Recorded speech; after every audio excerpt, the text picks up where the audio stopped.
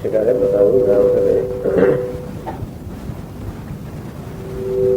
તસ્માત ગીતાશાસ્ત્રસ્ય ઈશન્માત્રેણાપી શ્રૌતેન સ્માર્તેન વા કર્મણા આત્મજ્ઞાનસ્ય સમુચયઃ ન કેનચિત દર્શયિતુમ શક્યઃ. આમ બતાવ્યું કે ગીતાશાસ્ત્રનું અધ્યયન એનું આલોચન કરવાથી સ્પષ્ટ થાય છે કે જ્ઞાન અને કર્મનો સમુચય એ ગીતાશાસ્ત્રનો અભિપ્રાય નથી કોઈ પણ રીતે. કારણ કે જ્ઞાન અને કર્મનો કર્તૃત્વના અકર્તૃત્વનો અજ્ઞાન અને જ્ઞાનનો વિવેક અને અવિવેક બેનો સમુચય સાથે ન હોઈ ન શકે. અને તેથી ન કેનચિત દર્શયિતુમ શક્યઃ. આ બેનો સમુચય સહ અનુષ્ઠાન બંનેનું સાથે અનુષ્ઠાન કરવું એવું કોઈ પણ આમાંથી સિદ્ધ ન કરી શકે. હવે એનું પછી વાક્ય 30મા પાના પર 400 પેરા યસ્ય તું ત્યાંથી આપણે વાંચીશું. યસ્ય તું અજ્ઞાનાત રાગાદિ દોષતો વા કર્મણિ પ્રવૃત્તસ્ય યજ્ઞેન દાનેન તપસા વા વિશુદ્ધ સત્વસ્ય જ્ઞાનમ ઉત્પન્નમ પરમાર્થ તત્વ વિષયમ એકમેવ ઇદમ સર્વં બ્રહ્મ અકર્તૃ ચ ઇતિ તસ્ય કર્મણિ કર્મ પ્રયોજને ચ નિવૃત્તેપી લોક સંગ્રહાર્થમ યત્ન પૂર્વમ યથા પ્રવૃત્તિઃ તથૈવ કર્મણિ પ્રવૃત્તસ્ય યત પ્રવૃત્તિરૂપમ દૃશ્યતે ન તત્કર્મ યેન બુદ્ધેઃ સમુચ્ચયः સ્યાत् યથા ભગવતઃ વાસુદેવસ્ય શાસ્ત્રકર્મ ચેષ્ટિતં ન જ્ઞાનેન સમુચ્ચીયતે પુરુષાર્થ સિદ્ધયે તદ્વત તત્ફલાભિસંધે અહંકાર અભાવસ્ય તુલ્યત્વાદ વિદુષઃ.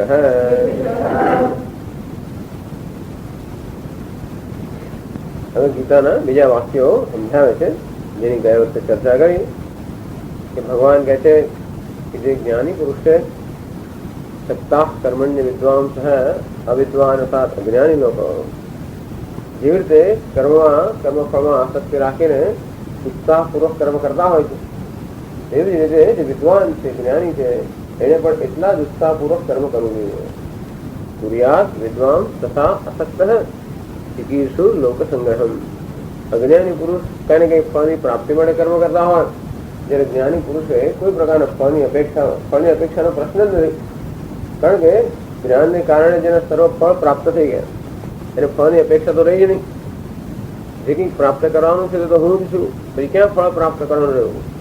તો હવે એને કર્મ કરવું હોય તો એને માટે કઈ પ્રેરણા હોય. સામાન્ય માણસ જયારે કર્મ કરે ત્યારે કઈ પ્રેરણા હોય કંઈક મેળવ મળશે, ચાલો કંઈક પામીશું, કંઈક ભોગવીશું, એવી કઈ ને કઈ પ્રકારની આપણી મનમાં અપેક્ષા હોય એનાથી પ્રેરાઈને આપણે કર્મ કરતા હોઈએ. હવે કશી પ્રેરણા જ્ઞાનીમાં તો હોય જ નહીં. અને તો એ કર્મ કરે તો પછી એની પાસેની પ્રેરણા કઈ હોય? ચિકીર્ષુ લોક સંગ્રહમ. લોક સંગ્રહ લોકોની સેવા કરવા માટે એ કર્મ કરતા હોય. તો ભગવાન કહે છે કે હવે એ પ્રકારની પ્રેરણાથી કર્મ કરવું જોઈએ. તો પ્રશ્ન એ થયો કે જ્ઞાની પુરુષ પણ આ રીતે કર્મ કરતો હોય તો આપ તો કહો છો કે જ્ઞાન અને કર્મ એ સાથે ન સંભવી શકે. અને જો એ તો જ્ઞાની પુરુષ પણ કેટલા ઉત્સાહપૂર્વક કર્મ કરતો જણાય છે. તો જ્ઞાન અને કર્મનું અનુષ્ઠાન સાથે ન હોય કે કર્મ જ્ઞાન સાથે ન રહી શકે એવું જે આપ કહો છો એ તો આનાથી ખોટું નથી. ભગવાન પોતે જ કહે છે કે જ્ઞાનીએ આવી રીતે કર્મ કરવું જોઈએ. જો કર્મ જ્ઞાન સાથે શક્ય ન હોત તો ભગવાન કેમ કહે? અને ભગવાન પોતે એવી રીતે જ કર્મ કરી રહ્યા છે. જો જ્ઞાન અને કર્મનો સમુચય એનું સહ અનુષ્ઠાન શક્ય ન હોત તો કેમ બની શકે? એટલે શંકરાચાર્ય માને સમજાયું કે અજ્ઞાન એટલે જ્ઞાન પ્રાપ્ત થયા પહેલા પ્રારંભમાં જે આ માણસ કર્મ કરતો હતો એ પણ રાગ દ્વેષથી પ્રેરાને કર્મ કરતો હતો જેમ અન્ય લોકો કરતા હોય. અને પછી એને ખ્યાલ આવ્યો, જીવનમાં કઈક વિવેક જાગૃત થયો કે આ રીતે કર્મ કરવાથી જે કર્મફળ પ્રાપ્ત થાય એ તો સર્વ મર્યાદિત હોય, એનાથી કઈ જીવનની ધ્યેય સિદ્ધ ન થાય. એટલે જીવનનું ધ્યેય તો સિદ્ધ કરવા માટે જ્ઞાન જોઈએ. અને એ રીતે એને કર્મ ચાલુ રાખ્યું. તો હવે કર્મ કરે છે નિષ્કામ ભાવ. પેલા કર્મ કઈ ને કઈ પ્રાપ્ત કરવાની ઈચ્છા હતી, હવે કર્મ કઈ ને કઈ દૂર કરવાની ઈચ્છા હતી. જે રાગ દ્વેષ ભરેલા છે એને દૂર કરવા માટે કર્મ કરે છે. યજ્ઞ એને દાન એને તપસા, જે યજ્ઞ દાન તપસ્યા આ કર્મ જે કરતો હોય એમાંથી કઈ મેળવવાની ઈચ્છાથી નહીં, પણ આ રીતે અંતઃકરણ શુદ્ધ કરવાની ઈચ્છાથી કર્મ કરતો હોય. અને એ રીતે એનું અંતઃકરણ શુદ્ધ થયું અને શાસ્ત્રનું શ્રવણ વગેરેથી જ્ઞાન પ્રાપ્ત થયું. જ્ઞાન ઉત્પન્નમ, શું જ્ઞાન પ્રાપ્ત થયું એને? એકમેવ ઇદમ સર્વમ. એટલે ઇદમ આ બધું ખૂબ મોટું જગત દેખાય છે, અનેક પ્રકારની વિવિધતાઓ છે, દ્વૈત છે, છતાં પણ વાસ્તવમાં આ બધું એકમાંથી ઉત્પન્ન થયેલું છે.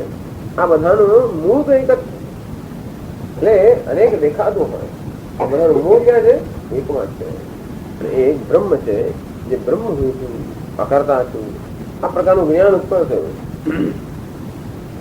હવે કર્મમાં કઈ પ્રયોજન નથી કે કર્મના ફળમાં પ્રયોજન નથી, કારણ કે કર્મ ફળથી જે પ્રાપ્ત થવાનું હોય એ તો હું સર્વ જ. હવે જગતમાં એવી કઈ વસ્તુ છે હું આખું જગત છું એવું જયારે ખ્યાલ આવે ત્યારે કઈ વસ્તુ પ્રાપ્ત કરવાની રહે? ભગવાન પોતે કહે છે નાના વાપતા વાપતવ્યમ નમે પાર્થાસ્તિ કર્તવ્યમ ત્રિષુ લોકેષુ કિંચના. ભગવાન કહે છે હે પાર્થ, આ ત્રણેય લોકમાં મને કર્તવ્ય અર્થાત કે કરવું જ જોઈએ એવું કશું છે જ નહીં. કારણ કે એવું કઈ પણ નથી જે મને પ્રાપ્ત ન થયું હોય. સમગ્ર જગત જ હું. જ્ઞાનીને પણ જયારે જ્ઞાન થાય કે જગતમાં કઈ વસ્તુ એવી નથી જેમાં ભિન્ન હોય, તે કોઈ પ્રાપ્ત વસ્તુ જ ન રહેતી હોય, એટલે પછી કર્મ ફળનું કોઈ પ્રયોજન નથી, કર્મનું પણ પ્રયોજન નથી.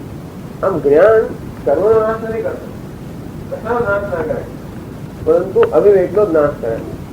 એટલે પહેલાથી પ્રાપ્ત કરવાની કર્મ ફળની જે મનમાં મૂલ્ય હતું એ મૂલ્યનો નાશ કરે, પ્રયોજનનો નાશ કરી નાખે. કર્મ એટલે કઈ પ્રયોજન થતું કર્મ, પ્રયોજન વગર કર્મ થાય આપણે કર્મ કહેતા નથી. એટલે અહીંયા ગીતામાં જે કર્મની વાત કરે છે જેનો જ્ઞાન થશે સમુચ્ચય ન થાય એ પેલું પ્રયોજન સહિત કરવામાં આવતું કર્મ. માત્ર ચેષ્ટા રૂપે કરવામાં આવે એ કર્મને કર્મ નથી કહેતા. જેમ કોઈ એક્ટર હોય, અભિનેતા હોય, એ ભિખારીનો વેશ ભજવતો હોય અને એ ભીખ માંગતો હોય તો કઈ મેળવવાની ઈચ્છા નથી. એમાં ભીખ માંગવાની એની એક્ટિંગ એવો અભિનય હોવા છતાં પણ એમાં કઈ ભીખ મેળવવાની એની ઈચ્છા નથી, તો આપણે એને કર્મ નહીં કહીએ, આપણે શું કહ્યું? ચેષ્ટા, એને અભિનય કહીશું. તો તેવી રીતે હવે આ જ્ઞાની પુરુષ કઈ કરતો હોય તો પણ એનું કોઈ પ્રયોજન નથી, કઈ સિદ્ધ કરવાનું નથી, અને છતાંય કર્મ કરતો હોય એ માત્ર શું છે? ચેષ્ટા રૂપમ. તસ્ય કર્મણી પ્રવૃત્તસ્ય યત પ્રવૃત્તિ રૂપમ દૃશ્યતે. જે કે પ્રવૃત્તિનો આભાસ દેખાતો હોય, ચેષ્ટા દેખાતી હોય, ન તત્કર્મ, એને કર્મ કહેવાય નહીં. એટલે કર્મમાં જે ડંખ છે એ જતો રહે. જો કર્મ આપણે બાંધતું હોય તો કર્મ નહીં, પણ એની પાછળ અવિવેક બાંધતો હોય, બંધન કરતો હોય, એનો હવે અવિવેક ન હોય અને તો પછી કર્મનો જે ડંખ હોય એનું જે બંધન કરનારું એક તત્વ છે એ તો છે નહીં. હવે ન તત્કર્મ એને બુદ્ધે સમુચ્ચય ત્યાગ, એને કર્મ કહી જ ના શકાય. તેથી જ્ઞાની પુરુષ આ પ્રકારનું કર્મ કરતો હોય, ચેષ્ટારૂપ કર્મ કરતો હોય તો તમે એને જ્ઞાન અને કર્મનો સમુચ્ચય ન કહો, કારણ કે ખરેખર કર્મ નથી, એ શું છે? ચેષ્ટા છે. એટલે જ્ઞાની પુરુષ કર્મ કરે છે માટે જ્ઞાન અને કર્મનું સહ અનુષ્ઠાન શક્ય છે એવું તમે ન તારવી શકો. યથા ભગવત વાસુદેવસ્ય, અને દૃષ્ટાંત આપે છે જે ભગવાન વાસુદેવ પણ શાસ્ત્ર કર્મ ચેષ્ટિતમ, ભગવાન વાસુદેવ પણ સતત કર્મ કરતા હોય છે, પણ બધી કોઈ પુરુષાર્થ સિદ્ધ કરવાનો નથી, એમને કઈ સિદ્ધ કરવાનું નથી. અંતેથી તદ્વત ફલાભિસંધિ અહંકાર ભાવસ્ય તુલ્યત્વા વિદુષ. જે વિદ્વાન છે, જ્ઞાની પુરુષ છે, એમાં ભગવાનમાં આટલી તુલ્યતા છે કે ભગવાન કર્મ કરતા હોય ત્યારે પણ કશું કર્મ ફળ પ્રાપ્ત કરવાની ઈચ્છા નથી, કે કર્મ કરી રહ્યા હોય ત્યારે પણ શું કર્મ કરી રહ્યો એવું અભિમાન પણ નથી. તેમ જ્ઞાની પુરુષ પણ કર્મ કરતો હોય ત્યારે એમાંથી કઈ મેળવવાની એની ઈચ્છા નથી, કે કર્મ થઈ રહ્યો હોય ત્યારે પણ હું કર્મ કરી રહ્યો છું એવું અભિમાન પણ નથી. અહંકાર અર્થાત એવું ઉપાધિ સાથેનો તાદાત્મ્ય નથી. અને તેથી એ જ્ઞાની પુરુષનું જે કર્મ છે એને કર્મ ના કહેવાય. એ જ ન કહેવાય કે એ કર્મમાં કોઈ બંધનકારી તત્વ નથી. જે બાંધે છે એનું નામ કર્મ. એવી જો કર્મની વ્યાખ્યા હોય તો જ્ઞાની પુરુષનું કર્મ બંધન કરતા નથી. અથવા હું કરી રહ્યો છું એવું ભાવનાથી એનું નામ કર્મ, એવું કર્મ પણ નથી. મને કઈક મળશે એવી ઈચ્છાથી થાય કર્મ, એવું નથી. એટલે કર્મમાં આવી બધી જે વસ્તુઓ હોય એમનું કઈ ન હોવાને કારણે આ જ્ઞાની પુરુષનું કર્મ વાસ્તવમાં કર્મ નથી. પછી આગળ કહે છે હવે એ 30મા પાન પર છેલ્લેથી બીજો પેરેગ્રાફ તત્વવિત્તુ.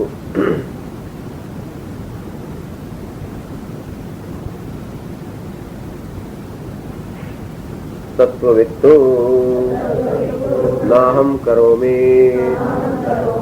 इति मन्यते न च तत्फलम् अभिसन्धत्ते यथा च स्वर्गादिकामार्थिनः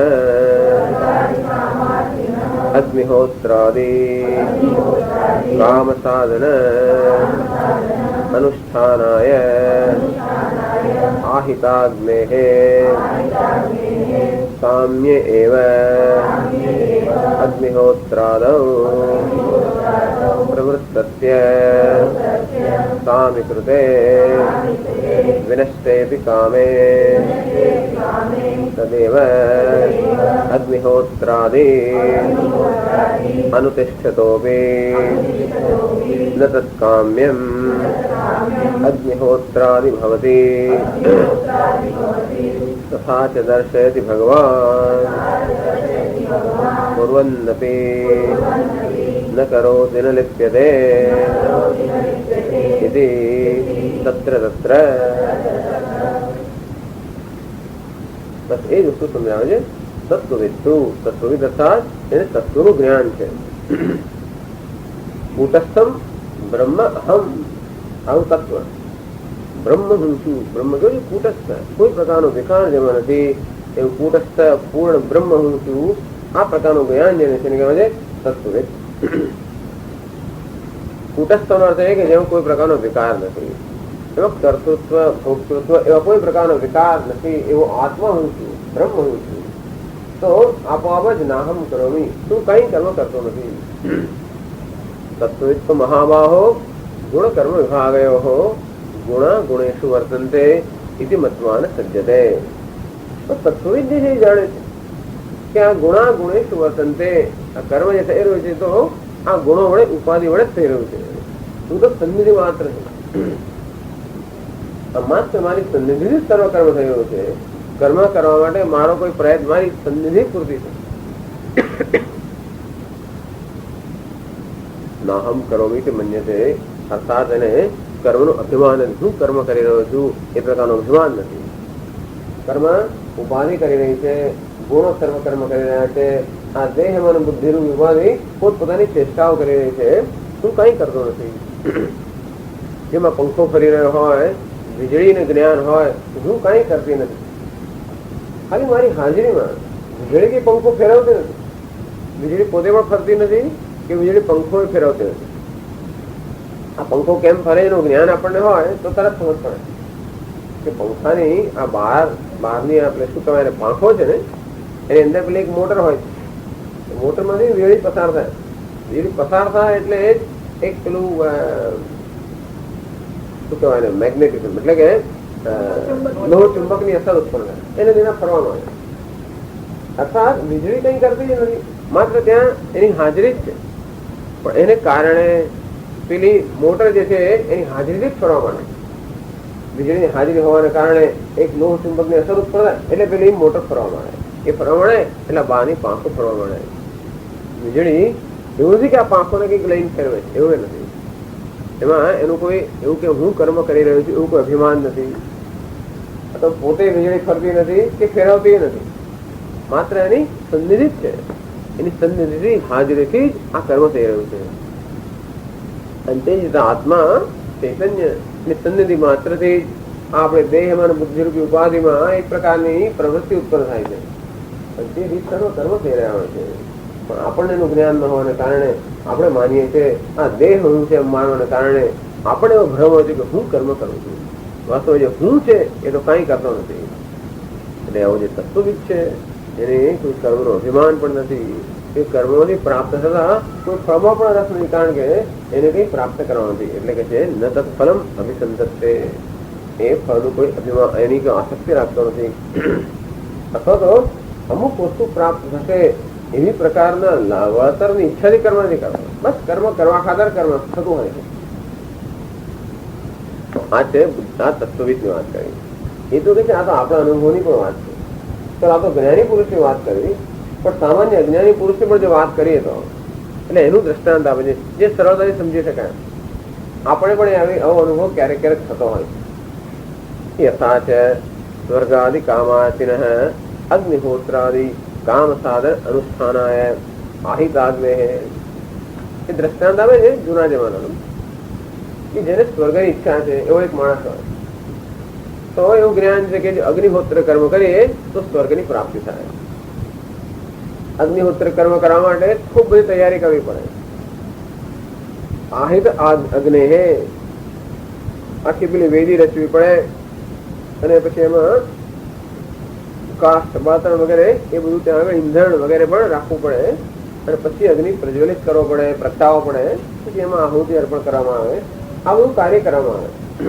ખૂબ ઉત્સાહપૂર્વક આ બધું કરવા માટે કરાઈ રહ્યો છે અમારે. તો ઈંટોથી બધી વેદી બનાવી, લાકડા લઈ આવ્યા, બધું કર્યું. કેમ? મારે અગ્નિહોત્ર કર્મ કરવું છે. કેમ કરવું છે? કારણ કે એમાંથી સ્વર્ગ પ્રાપ્ત થાય, મારે સ્વર્ગમાં જવું છે. આ તો પહેલાનું દ્રષ્ટાંત છે. પણ અત્યારે પણ એવું થાય, શું કરે તો વાત કેમ દોડ મુંબઈ કેમ દોડ કરે? મારે વિઝા જોઈએ છે, કેમ અમેરિકા જવું છે. તો અત્યારનું સ્વર્ગ એટલે અમેરિકા. એનો કેટલી તૈયારી કરવી પડે, કેટલી જાત જાતના ડોક્યુમેન્ટ લાવવા પડે, કેટલા સર્ટિફિકેટ લાવવા પડે, કેટલા બેંકના એકાઉન્ટ લાવવા પડે, કેટલાની ખુશામત કરવી, બધું બહુ કરવું પડે. ત્યાંની સ્પોન્સરશીપ લાવવાના, અહીંથી આ લાવવાના, આમ કોન્સ્યુલેટમાં અનેક બધી વસ્તુ કરવી પડે. કેમ અમેરિકા જવું છે? કેમ અમેરિકાનું છે? મારે મેનેજર થવું છે, એટલે કે મારે તો MBA થવું છે. MBA એટલે માસ્ટર ઓફ બિઝનેસ એડમિનિસ્ટ્રેશન. એવું થવા માટે આ માણસ અમેરિકા જવું છે. પણ અમારે ખૂબ જોરશોરથી તૈયારી કરી હોય છે. તેથી આ માણસ સ્વર્ગમાં એને જવું છે. તેથી અગ્નિહોત્ર જે સ્વર્ગનું સાધન છે એ ખૂબ ઉત્સાહપૂર્વક કરી રહ્યો છે. સ્વર્ગ આદિ કામાચિન, સ્વર્ગ વગેરેની જેને ઈચ્છા છે. અગ્નિહોત્ર આદિ કામ સાધન, સ્વર્ગને પ્રાપ્ત કરવાનું સાધન કયું છે? અગ્નિહોત્ર વગેરે. અનુષ્ઠાનાય આહિતાગ્ને, અને આ પ્રકારે અગ્નિહોત્ર કરવાનું અનુષ્ઠાન કરી રહ્યો છે. બધી ખૂબ તૈયારી કરી રહ્યો છે. અગ્નિ વગેરે આહિત એટલે કે અગ્નિ વગેરે ત્યાં આગળ પ્રજ્વલિત કરી રહ્યો છે. અને શરૂ પણ થયું કામ્ય એવા અગ્નિહોત્રાદો પ્રવૃત્તસ્ય, એને આહુતિ વગેરે આપવાનું અગ્નિહોત્ર કર્મ શરૂ પણ થઈ ગયું. સામી કૃતે અડધું કર્મ થયું, અને પછી કોણ જાણે શું થયું? વિનષ્ટે બી કામે, અને કોઈક કારણસર હવે સ્વર્ગને બધી ઈચ્છા જતી રહી. આ માણસે પણ એવું થાય, ખૂબ ઉત્સાહપૂર્વક એને વિઝા માટે બહુ પ્રવૃત્તિ કરે છે. વિઝા મેળવ્યો ખરો, ટિકિટ પણ બુક કરાવી દીધી, હવે અમેરિકા જવાની તૈયારીમાં જ છે. અડધું કામ થયું, પછી એકદમ એની ઈચ્છા જતી રહી. કેમ? તો કે હવે આ અમદાવાદની અંદર IIM-માં જ મને એડમિશન મળી ગયું, MBA-માં. અહીંયા એડમિશન મળે તો અમેરિકા કોણ જાય? જે માટે અમેરિકા જવાનું હતું એ અહીંયા જ સિદ્ધ થતું, અર્થાત પેલાની ઈચ્છા રહી ગઈ. વિનષ્ટેભિ કામે સદૈવ અગ્નિહોત્રાદિ અનુતિષ્ઠત. પણ જે કામ તમે શરૂ કર્યું એ કામ તમે પૂરું કરો. પેલાને કોઈ કારણસર વિવેક જન્મ્યો, હવે સ્વર્ગની કોઈ ઈચ્છા ન રહી, અને છતાંય અગ્નિહોત્ર વગેરે કર્મ જે શરૂ કર્યું છે એ બધું પૂરું કરે વ્યવસ્થિત રીતે. પરંતુ એક વાર પેલી કામના જતી રહી મનમાં, પછી જે કર્મ કરતા હોઈએ છીએ એ કર્મની પાછળ કોઈ બંધનકારી તત્વ નથી. પછી એ જે કર્મ કર્યો છે એને કામને કર્મ ના કહેવાય. એટલે અહીં કર્મનો ભેદ બતાવે છે. કર્મ અર્થાત બાહ્ય ચેષ્ટા તો એક જ પ્રકારની હોય, પરંતુ એ કર્મ એની પાછળની કોઈ કામના હોય તો એ કર્મનો પ્રકાર જુદો છે. એની પાછળ કોઈ કામના ન હોય, કરવા ખાતર કરતા હોય તો કેવું અહીંયા ચેષ્ટા બની જાય. ખૂબ વ્યવસ્થિત રીતે થતું હોય તો પણ, ખૂબ વ્યવસ્થિત રીતે થતું હોવા છતાં પણ એ કર્મ માત્ર ચેષ્ટારૂપ બની જાય. આ માણસે ટિકિટ બુક કરી દીધી છે, ચાલો તો અમેરિકા જઈને ફરી આવે, એક મહિના એમ કરી પાછા આવતા હશે. હજી તો IIM-માં એડમિશન મળ્યું છે, 1.5 મહિના પછી ત્યાં દાખલ થવાનું છે. ચાલો ટિકિટ આવી ગઈ છે, બધું તૈયાર, મા બાપે પૈસા આપી દીધા છે, નક્કી થઈ ગયું છે, ચલો એક મહિનો ફરી આવે. હવે જે માણસ જાય છે, પહેલા તો આમ એરોપ્લેનો બેસે ને ત્યાં ન્યુયોર્કમાં ઉતરે, શું થશે ને ક્યાં જવાનું કેમ, હવે કઈ ચિંતા નથી. અર્થાત આપણી પાસે જો કામના ન હોય અને કર્મ થતું હોય તો એ કર્મ પ્રકાર જુદો હોય, અને કોઈ ઈચ્છામાંથી કર્મ કરતા હોય એનો પ્રકાર જુદો હોય. કર્મ એકનું એક જ હોય, છતાં એની પાસે કામના છે કે નહીં એ પરથી નક્કી થાય કે આને કર્મ કહેવાય કે નહીં. કોઈ કામના વગર કર્મ થતો હોય એને કર્મ ન કહેવાય, કારણ કે બંધન કરતા નથી. તો એ રીતે જ્ઞાની પુરુષો પણ એવું જ છે.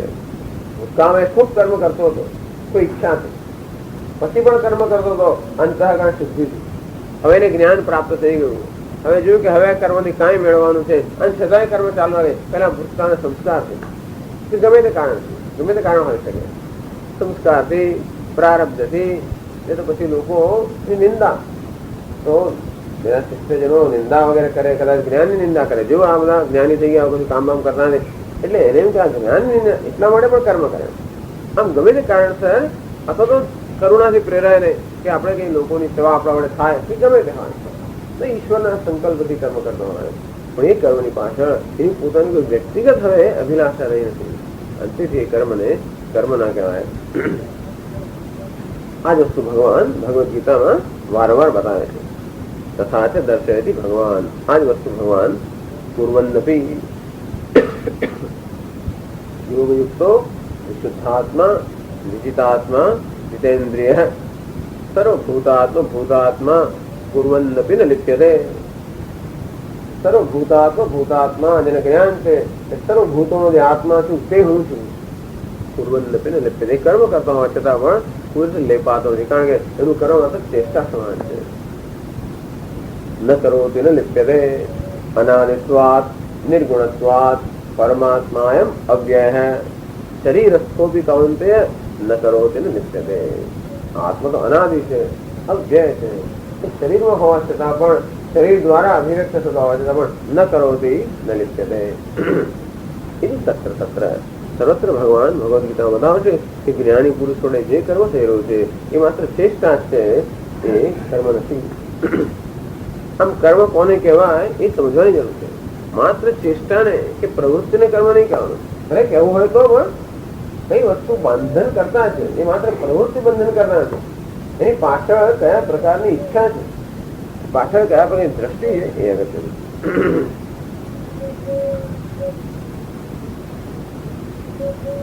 હવે વળી પાસે ભગવદ બીજા ઘણા વાક્યો આવે છે જે પણ આપણામાં કોઈ પ્રકારની ગૂંચવણ ઉભી કરે. આમ ત્રીજા અધ્યાયમાં ભગવાન કહે છે કે જનક વગેરે લોકોએ તો કર્મ કરતા કરતા સિદ્ધિ પ્રાપ્ત કરી. અર્જુન ચોથા અધ્યાયમાં કહે છે કે જનક વગેરે લોકોએ જેમ કર્મ કર્યું એમ તું પણ કર. અર્થાત અહીંયા પણ ભગવાન એવું કહેતા હોય છે અન્યત્ર કે આ જ્ઞાની પુરુષોને પણ કર્મની જરૂર હતી. તો આપ કેમ કહો છો કે જ્ઞાન અને કર્મ સાથે ન થઈ શકે? એટલે આગળ કહે શંકરાચાર્ય યચ્ચ પૂર્વૈઃ પૂર્વતરમ કૃતમ કર્મણૈવ સંસિદ્ધિમ આસ્થિતા જનકાદયઃ ઇતિ તત્તુ પ્રવિભજ્ય વિજ્ઞેયમ તત્કથમ. હવે ચોથા અધ્યાયમાં આવે છે પૂર્વૈઃ પૂર્વતરમ કૃતમ એવં જ્ઞાત્વા ભગવાન નમામ કર્માણિ લિંપન્તિ નમે કર્મફલે સ્પૃહા ઇતિ મામ યો વિજાનાતિ કર્મભિર ન સ લિપ્યતે. એવં જ્ઞાત્વા કૃતમ કર્મ પૂર્વૈઃ અપી મુમુક્ષુભિઃ પૂર્વ કર્મૈવ તસ્માत् ત્વં પૂર્વૈઃ પૂર્વતરમ કૃતમ. ભગવાન કહે છે નમામ કર્માણિ લિંપન્તિ, કોઈ કર્મ મને લેપાયમાન કરતા નથી. મને કર્મ ફલે, કારણ કે મને કર્મ અભિમાન નથી. હું કર્મ કરી રહ્યો છું એવું જો અભિમાન હોય તો મને કર્મ લેપાયમાન કરે. હું કર્મ કરી રહ્યો છું માટે મારી અપેક્ષા હોય કે કર્મ અમુક રીતે થવું જ જોઈએ, હવે અમુક જ પરિણામ આવવું જોઈએ. નમે કર્મ ફલે તો સફળતા નિષ્ફળતા એ બધા દોષ કોને લાગે? જે કર્મ કરતો હોય ને. તો કર્મમાં આવું અભિમાન, હું કર્મ કરું છું, જે અભિમાન સામાન્યતા પણ હોય છે, ત્યારે કર્મ કેવી રીતે આપણને દુઃખ આપતું હોય છે? સફળતા અને નિષ્ફળતા એ કોને થવાની? યશ અને અપયશ. આમ કર્મ સારી રીતે થાય, એનો ખૂબ યશ મળે તો એનો ભાગી કોણ થાય? હું, મને હર્ષ થાય. પછી એવું બીજું કર્મ કર્યું એમાં એ સારી રીતે ન થાય, એનો અપયશ મળે તો પણ એનો ભાગી પણ કોણ? હું. એટલે ઘણી વાર તો તમે સંગીત વગાડતા હો, મોટો પ્રોગ્રામો ચાલતા હોય તો ઘણી વાર સરસ સરસ પ્રોગ્રામ લોકો તાળીનો ગડગડાટ એક વાર બીજી વાર, અને ઘણી વાર એવો પ્રોગ્રામ થાય કે લોકો એવા ત્રાપી જાય કે કેમ 2-3 કલાક કરવા અને છેવટે થાકીને પછી કઈ કરવા માંડે, છાપા વાંચવા મળે, સિંગોને છોકરા ફેંકવા મળે, અને એથી લાંબો આગળ તમે કરો તો પછી ટમેટા ચંપલ ફેંકવા મળે, કારણ કે ત્રાપી જાય બધા લોકો. અને એટલે એનો અભ્યાસ પણ કોણ લાગે? એને જ લાગે. ખાસ કરીને રાજકારણીઓ તો વારંવાર થતું હોય. ઘણી વાર આવે તો લોકો આમ સ્કૂલની માણસ એમનું બધા ઘણી વાર એમનું જૂતાની માળા પહેરાવે, કારણ કે યશ અને અભ્યાસ જે કર્મ કરતો હોય એને યશ અને અભ્યાસ એ બધો બોજ જ છે. આપણે યશ મળતો હોય એ બહુ મોટો બોજ છે. કેમ? કારણ કે એ તો સાચવી રાખવો પડે. એકવાર કામ કર્યું આપણે નામના થઈ કશું કર્યું અને પછી એને જાળવી રાખવું પડે. એકવાર નક્કી થયું કે આ તો મહાન સંગીતકાર છે, દર વખતે પછી એમણે એ સ્ટેન્ડર્ડ ન જાળવી રાખે તો પછી તકલીફ થઈ જાય.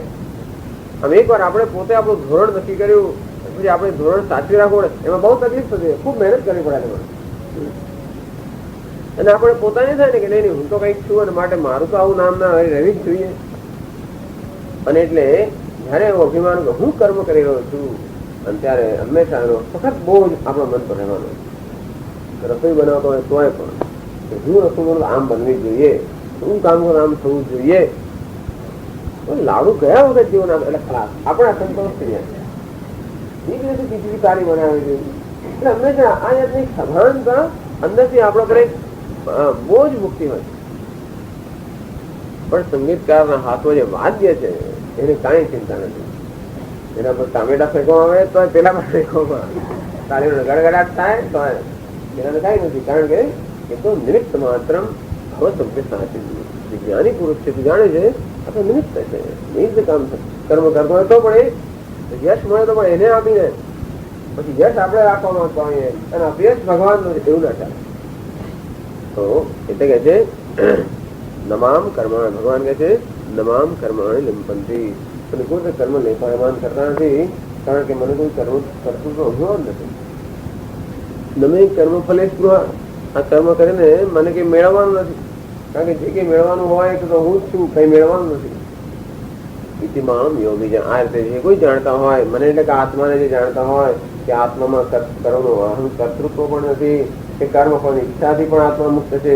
ઇતિમામ યોગી જાણતી કર્મ ભી ન બંધ્યતે, એ કોઈ કર્મથી બંધાતો નથી. એવમ જ્ઞાત્વા પ્રથમ કર્મ, જો જનક વગેરે લોકોએ મુમુક્ષુએ આ પ્રકારના જ્ઞાનથી એમણે પણ ખૂબ કર્મ કર્યું. પૂર્વ એ તું પણ ગુરુ કર્મ એવો તસ્મા, હે અર્જુન તું પણ કર્મ કર. એટલે એવું લાગે છે કે ત્યાં જનક વગેરે પણ ખૂબ કર્મ કર્યું. ત્રીજા અધ્યાયમાં કહે છે કર્મણી વહી સંસિદ્ધિ આસ્થિતા જનકાલય, આ જનક વગેરે કર્મ દ્વારા સંસિદ્ધિ પ્રાપ્ત કરી. આ બહુ ચોખ્ખી ચોખ્ખું લાગે છે. અને આપ કહો છો કે જ્ઞાન ને કર્મ નો સમુચ્ચય ના હોય એવું કેવી રીતે બને? એટલે શંકરાચાર્ય એ સમજાવે છે. શૌચાલય ક્યાંય આવતું છે નથી, હવે પછી આવશે ભૂલી ગયા લાગે છે. પણ આપણે શું કયા શેનો અભ્યાસ છે, જે અધ્યાય છે કે શું ચાલે છે? એક વાર પેલા મૂળમાં આવી ગયા ને પછી પૂરું કરીને પછી આગળ વધશે.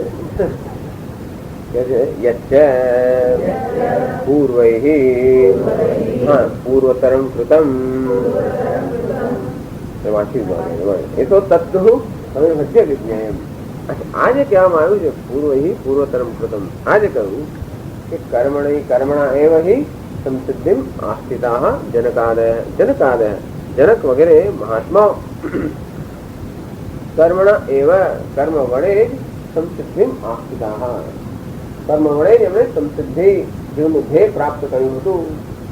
એવું લાગે છે આસ્થિતા, બધા શબ્દોનો અર્થ જુદા જુદા થતા હોય છે. આસ્થિતા એટલે કે કર્મ વડે સિદ્ધિ પ્રાપ્ત કરવાનો પ્રારંભ કર્યો, તો આ સમંતા સ્થિતા કર્મ વડે એ લોકો સિદ્ધિમાં નિષ્ઠ હતા. અસાધ્ય સિદ્ધિ જ્ઞાન છે એ કર્મ વડે એમણે સિદ્ધ મોક્ષ સિદ્ધ કર્યો. એવું જે વાક્ય કહેવામાં આવે છે પ્રવિભજ્ય વિજ્ઞેય, એને બરોબર અધિકારીના વિભાગ પાડીને આપણે સમજવું જોઈએ. તત્કથમ કેવી રીતે આ વાક્યને કેવી સમજવા જોઈએ તો શંકરાચાર્ય આગળ કહે છે यदि तावत् पूर्वे जनकादयः तत्त्वविदोऽपि प्रवृत्तकर्माणस्युः ते लोकसंग्रहार्थं गुणागुणेषु वर्तन्ते इति ज्ञानेनैव संसिद्धिम् आस्थिताः कर्मसन्न्यासे प्राप्तेऽपि कर्मणा सहैव संसिद्धिम् आस्थिताः न कर्मसन्न्यासं कृतवन्तः इत्येषः अर्थः। शंकराचार्य महाराज कहते कि जनकादय है जनक वगैरह એના માટે શ્લોક છે કર્મણા એવ કર્મ સાથે જ આ જનક વગેરે મુમુક્ષુઓએ કે મહાત્માઓએ સમસિદ્ધિ પ્રાપ્ત કરી હતી. તો ત્યાં જે જનક જે છે એ ક્યાં તો બે વસ્તુ હોય છે કે જનક પણ અનેક છે તો એ જે જનક હોય તો એ જ્ઞાની પુરુષ હતા કે મુમુક્ષુ હતા. આ સાથે જ્ઞાની જનકની વાત છે કે પછી મુમુક્ષુ જનકની વાત છે. એ કે ધારો કે જ્ઞાની હોય અને છતાં પણ કર્મ કરી રહ્યા હોય તો આપણે આને એક રીતે સમજવું જોઈએ અને જ્ઞાની ન હોય અને કર્મ કરી રહ્યા હોય તો એ વાક્યને જુદી રીતે સમજવું જોઈએ. આનું નામ પ્રવિભાજ્ય વિજ્ઞેયમ. આ વાક્યને સમજવાની બે રીત છે. એ જે શ્લોક છે એ બે રીતે સમજી શકાય. એની તાવત પૂર્વે જનકાદય આ જનક અશ્વપતિ વગેરે જે મહારાજસ્યો હતા તત્વવિદ અપી ધારો કે તત્વવિદ હોય અર્થાત જ્ઞાનીઓ હોય તત્વનું જ્ઞાન જે ધરાવતા હોય એ પ્રકારના જ્ઞાની પુરુષ જો હોય તો એમ છતાં પણ પ્રવૃત્ત કર્માણ સ્યુઃ. આમ તો જ્ઞાન થયા પછી કર્મ માટેનું કોઈ પ્રયોજન રહેતું નથી અને તેથી એવી સામાન્ય અપેક્ષા રાખી શકાય કે કર્મ એમનાથી છૂટી જાય અને છતાંય જ્ઞાન હોવા છતાં પણ જે લોકો કર્મમાં પ્રવૃત્ત હોય તો પછી શેને માટે કર્મ કરતા છે લોક સંગ્રહાર્થમ.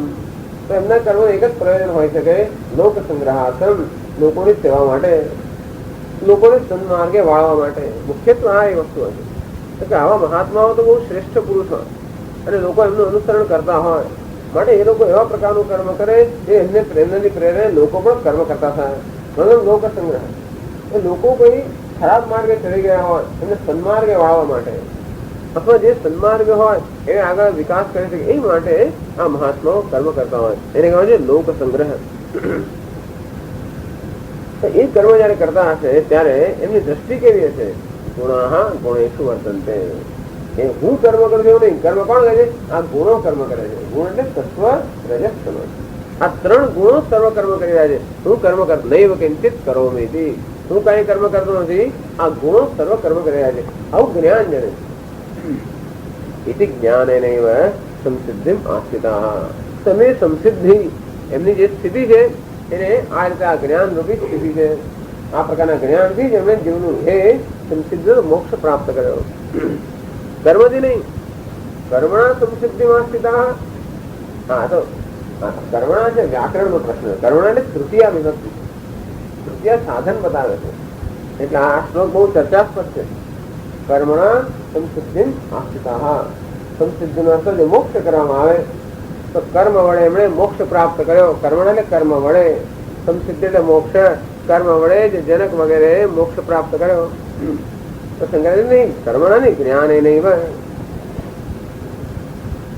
કર્મ કરતા કરતા કર્મ કરતી વખતે પણ એમની કર્મ પ્રત્યે દ્રષ્ટિ કેવી હતી ગુણાહ ગુણેષુ વર્તન્તે. એવી દ્રષ્ટિ હોવાને કારણે અથવા એ જ્ઞાન વડે એમણે સંસિદ્ધિ પ્રાપ્ત કરી. કર્મણા બહારથી ભલે કર્મ કરતા જણાતા હોય છતાં પણ એમની દ્રષ્ટિ આ પ્રકારની હતી કે હું કઈ કર્મ કરતો નથી. આ સર્વ ગુણ અથવા ઉપાધિઓ છે એ સર્વ કર્મ કરી રહી છે. અને તેથી એ જ્ઞાન વડે એમણે સંસિદ્ધિ પ્રાપ્ત કરી, નહીં કે કર્મ વડે. જો એ લોકો જ્ઞાની હોય તો એટલે કર્મણા ને બદલે જ્ઞાને નહીં હોય. પેલા કર્મ નહીં હોય ભગવાન કહે છે, આખી જ્ઞાને નહીં હોય. કર્મ સંન્યાસે પ્રાપ્તેથી. વાસ્તવમાં આવા જે મહાત્માઓ છે એ કર્મ સંન્યાસના યોગ્ય અધિકારીઓ છે. હવે એમણે કંઈ પ્રાપ્ત કરવાનું પણ નથી અને માટે કર્મ કરવાનું કોઈ પ્રયોજન પણ નથી. અને તેથી આવા જનક વગેરે જ્ઞાની પુરુષો જો કર્મ ત્યાગ કરે એ યોગ્ય છે. આમ કર્મ સંન્યાસે પ્રાપ્તે બી કર્મ સંન્યાસ પ્રાપ્ત થવા છતાં પણ એ પ્રકારનો પ્રસંગ હોવા છતાં પણ કર્મણા સહૈવ સંસિદ્ધિમ આસ્થિતા એટલે પેલા જ્ઞાને નૈવ સંસિદ્ધિમ આસ્થિતા કર્મણા સહૈવ સંસિદ્ધિમ આસ્થિતા એટલે કર્મ સહિત એ લોકો આ જ્ઞાનમાં નિષ્ઠ છે. કર્મ આપે છે એ સંસિદ્ધિ અર્થાત જ્ઞાન એ જ્ઞાનમાં નિષ્ઠ છે કર્મ સહિત. વાસ્તવમાં કર્મ સંન્યાસી છે પણ બહારથી એ લોકો કર્મ કરી રહ્યા છે. એમનું જે કર્મ છે એને કર્મ ન કહેવાય કારણ કે એ કર્મની પાછળ જ્ઞાન છે. શું કઈ કર્મ કરતો નથી અને જનક વગેરે કર્મ કરતા નથી. તેથી એ જ્ઞાનથી સંસિદ્ધિ પ્રાપ્ત થયા છે. કર્મણા એમ કહીએ તો બહારથી દેખાતા બહારથી જે ચેષ્ટારૂપ કર્મ છે એની સાથે એ લોકો જ્ઞાનમાં નિષ્ઠ છે.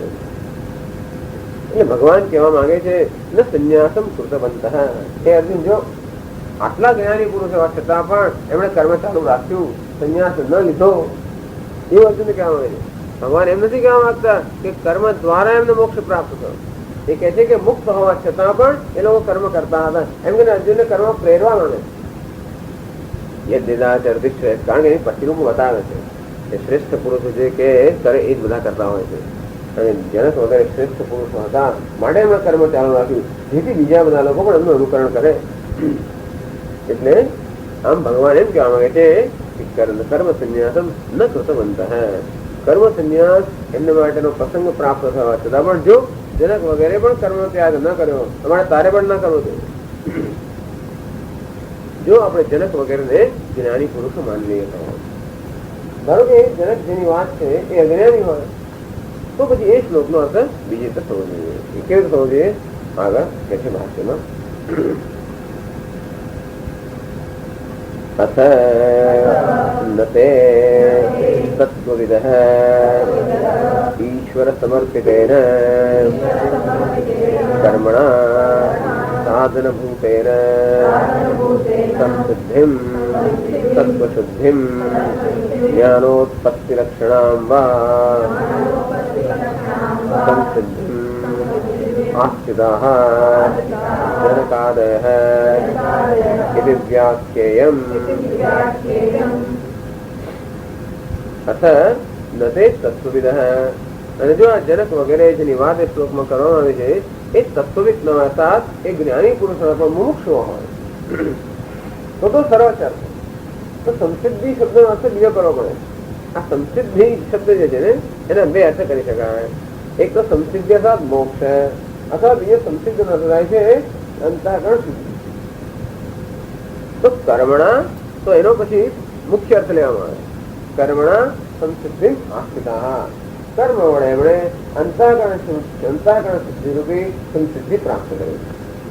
એ સંસિદ્ધિનો અર્થ અંતઃકરણ શુદ્ધિઓ કરવામાં આવે તો બરોબર કે કર્મ વડે જનક વગેરે મોક્ષોએ અંતઃકરણ શુદ્ધિ પ્રાપ્ત કરી. ત્યાં આપણે જોઈશું કે કર્મયોગ વડે આપણે રાગ દ્વેષ વગેરે માનો નાશ કરી શકીએ. અને તે રીતે આ જનક વગેરે કર્મ દ્વારા જ અંતઃકરણ શુદ્ધિ રૂપી સંસિદ્ધિ પ્રાપ્ત કરી. એક કહે છે નતે તત્વવિદ ઈશ્વર સમર્પિતેન કર્મણા, કે કર્મ કરે તો કેવું કર્મ કરે છે ઈશ્વર સમર્પિતેન કર્મણા, સર્વ કર્મ ઈશ્વરને સમર્પિત થાય. એનો અભિમાન છે હું કર્મ કરી રહ્યો છું. જ્ઞાની પુરુષ છે મુમુક્ષુ છે, મોક્ષની ઈચ્છા તો છે પણ હજી પેલું કર્તૃત્વ ગયું નથી. એટલે કર્મયોગી જયારે કર્મ કરી રહ્યો હોય ત્યારે એને એવી તો ખ્યાલ છે હું કર્મ કરી રહ્યો છું, પરંતુ એ કર્મ કોને માટે કરે છે ઈશ્વર સમર્પિત. હું ઈશ્વર માટે કર્મ કરી રહ્યો છું. આ કર્મ ઈશ્વરની આજ્ઞાથી મારી સમક્ષ આવ્યું છે અને ઈશ્વરને પસંદ કરવા માટે આ કર્મ કરી રહ્યો છું. એટલે કર્તૃત્વ છે જ્ઞાની પુરુષો એ પણ ના હોય. જયારે આ મુમુક્ષમાં કર્તૃત્વ છે પણ નવી જાતની ભાવના છે, દ્રષ્ટિ ભાવના છે કે આ કર્મ ઈશ્વર માટે કરું છું. ઈશ્વર સમર્પિત એને કર્મણા એટલે સાધનભૂત એને તૃતીય વિભક્તિ છે એટલે સાધન કર્મણા સાધનભૂત એને કર્મ જે છે એ સાધન છે.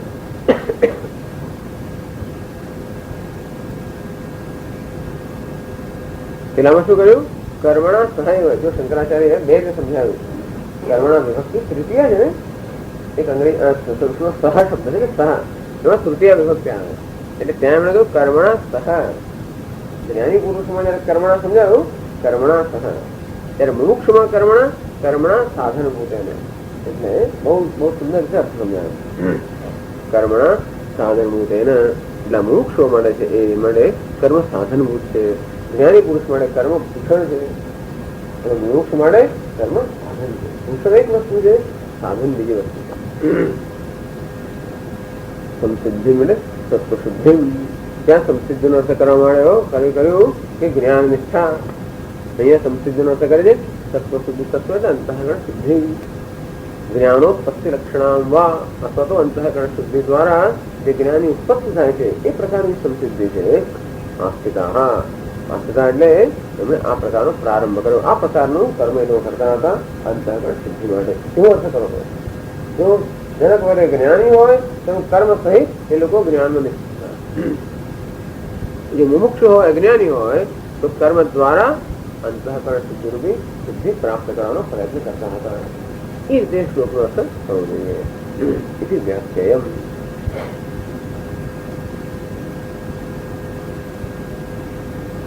આપણી વ્યાખ્યા કરવા માટે આપની પાસે કઈ પ્રમાણ છે સાત આવી વ્યાખ્યા આપ કરો છો તો ગીતા શાસ્ત્રમાં બતાવ્યું છે કે કર્મથી ચિત્ત શુદ્ધિ થાય, અથવા તો કર્મ સંસિદ્ધ નો અથવા ચિત્ત શુદ્ધિ થાય તો ક્યાંથી કરે આપણે? ત્યાં ગીતામાં કઈક છે. એવું આપણે એમને કપોલ કલ્પિત અર્થ કરીએ તો કોઈ પૂછનાર તો નીકળે ને કે આ તો આપને ફાવે એ રીતનો અર્થ કરો છો કે ગીતામાં પણ આ પ્રકારનો ક્યાંક ઉલ્લેખ છે. એટલે શંકરાચાર્ય બતાવે છે ગીતામાંથી આ પ્રકારનો અર્થ મળે કે છે આગળ. એતમેવાર્થમ વક્ષ્યતિ ભગવાન સત્વશુદ્ધયે કર્મ કુર્વન્તિ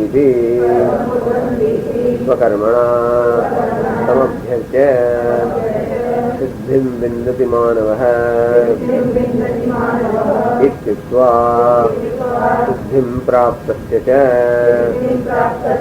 પુનઃ જ્ઞાનિષ્ઠાં વક્ષ્યતે સિદ્ધિમ પ્રાપ્તો યથા બ્રહ્મ ઇત્યાદિના. એકદમ એવ અર્થમ. આ જ અર્થ. કયો અર્થ? કે પોતાનું કર્મ ઈશ્વરને અર્પણ કરવાની ભાવના જો કરીએ તો ઈશ્વરની કૃપા પ્રાપ્ત થાય. આ સરળ વસ્તુ છે કે આપણા જીવનમાં જ્ઞાન મેળવવા માટે અંતઃકરણ શુદ્ધિ માટે ઈશ્વરનો અનુગ્રહ જોઈએ. ઈશ્વરનો અનુગ્રહ ત્યારે થાય જયારે આપણે ઈશ્વરને પ્રસન્ન કરીએ. અંતેથી જે કર્મ કરતા હોઈએ એ ઈશ્વરને પ્રસન્ન કરવા માટે કરીએ તો ઈશ્વરની કૃપા પ્રાપ્ત થાય. એનાથી આપણા માર્ગમાં જે કઈ અવરોધો હોય દૂર થાય. કયા અવરોધો છે? અવરોધો મોટાભાગના આંતરિક બાહ્ય અવરોધો પણ હોય અને આંતરિક અવરોધો પણ હોય. ભૂતકાળમાં જે કઈ ઉલટા સુલટા કર્મ આપણે અવિવેકને કારણે કર્યા હોય એ જ અત્યારે આપણા માર્ગમાં આવતા હોય. તેથી એની અસર નાબૂદ કરવા માટે આપણે જોઈએ ઈશ્વરની કૃપા. ઈશ્વરની કૃપા પ્રાપ્ત કરવા માટે, ઈશ્વરને પ્રસન્ન કરવા માટે કર્મ કરવું જોઈએ. એટલે આ બહુ સરળ છે. આ જ અર્થ બતાવે છે ભગવાન કે એતમ એવ અર્થમ વક્ષ્યતિ ભગવાન. આ જ વસ્તુ ભગવાન આ ગીતામાં બતાવે છે. સત્વશુદ્ધે કર્મ કુર્વન્તિ કાયેન મનસા બુદ્ધ્યા કેવલૈ ઇન્દ્રિયૈ અપી યોગિનઃ કર્મ કુર્વન્તિ સંગમ ત્યક્ત્વા આત્મશુદ્ધે. આત્મશુદ્ધે એટલે સત્વશુદ્ધે. આ યોગિનઃ કર્મ કુર્વન્તિ. આ યોગી લોકો કર્મ કરે છે. કેવી રીતે કર્મ કરે છે? સંગમ ત્યક્ત્વા. કર્મ પણ કોઈ પ્રકારના વ્યક્તિગત વળતરની અપેક્ષા વગર કર્મ કરે છે. અર્થાત કર્મ કરવા ખાતર કર્મના પ્રેમથી જ કર્મ કરે છે. કશું પ્રાપ્ત કરવાની ઈચ્છાથી નહીં. શા માટે? સત્વશુદ્ધે, અંતઃકરણ શુદ્ધિ માટે. એ જ શ્લોકને અહીંયા શંકરાચાર્ય ભગવાન આવી રીતે સત્વશુદ્ધે કર્મ કુર્વન્તિ ઇતિ. જો ભગવદ ગીતાના 5મા અધ્યાયની અંદર આ શ્લોક છે કહે છે ભગવાન બહુ સ્પષ્ટ નથી કે કર્મયોગીઓ અંતઃકરણ શુદ્ધિ માટે કર્મ કરે છે. આ સાફ સ્પષ્ટ બતાવે છે કે કર્મ એ અંતઃકરણ શુદ્ધિનું કારણ છે, નહીં કે જ્ઞાન નિષ્ઠાનું. ચાલો, એટલે કર્મ એ અંતઃકરણ શુદ્ધિનું કારણ છે એ પહેલા બતાવે. પણ આજે સંસિદ્ધિ શબ્દ સિદ્ધિ એનો અર્થ આપે અંતઃકરણ શુદ્ધિ કર્યો. બીજા આમાં એક તમે એ ક્યાંથી આવ્યું તો એ બતાવે છે. स्वकर्मणा समभ्यर्च्य सिद्धिं विन्दति मानवः। यतः प्रवृत्तिर्भूतानां येन सर्वमिदं ततं स्वकर्मणा समभ्यर्च्य सिद्धिं विन्दति मानवः। तो भगवान 18 अध्याय में कहते यतः भूतानां प्रवृत्ति આ સમગ્ર જગતની ઉત્પત્તિ જે મળી રહી, સમગ્ર જગત જેના વડે ચાલી રહ્યું છે અને જે સર્વત્ર જગતમાં વ્યાપ્ત છે એવું ઈશ્વર છે, એ ઈશ્વરની સ્વકર્મણા પોતાનું કર્તવ્ય કર્મ છે એને સતત એની અર્ચના કરવી જોઈએ. આપણું સર્વકર્મ આ ઈશ્વરની અર્ચના રૂપમાં હોય તો સિદ્ધિ વિંદતિ માનવ હે, તો જે મનુષ્ય છે સિદ્ધિને પ્રાપ્ત કરે છે. આ સિદ્ધિ એટલે પોતાના કર્મ વડે ભગવાનને સતત આપણે એની અર્ચના કરીએ, સતત એની પૂજા કરીએ, એની આરાધના કરીએ કર્મ દ્વારા, તો આ મનુષ્ય સિદ્ધિ પ્રાપ્ત કરે છે. એ સિદ્ધિ શબ્દનો શું અર્થ કરવાનો? મોક્ષ અર્થ કરવાનો કે અંતઃકરણ શુદ્ધિ અર્થ કરવાનો? તો પછી આગળ બતાવે છે ભગવાન.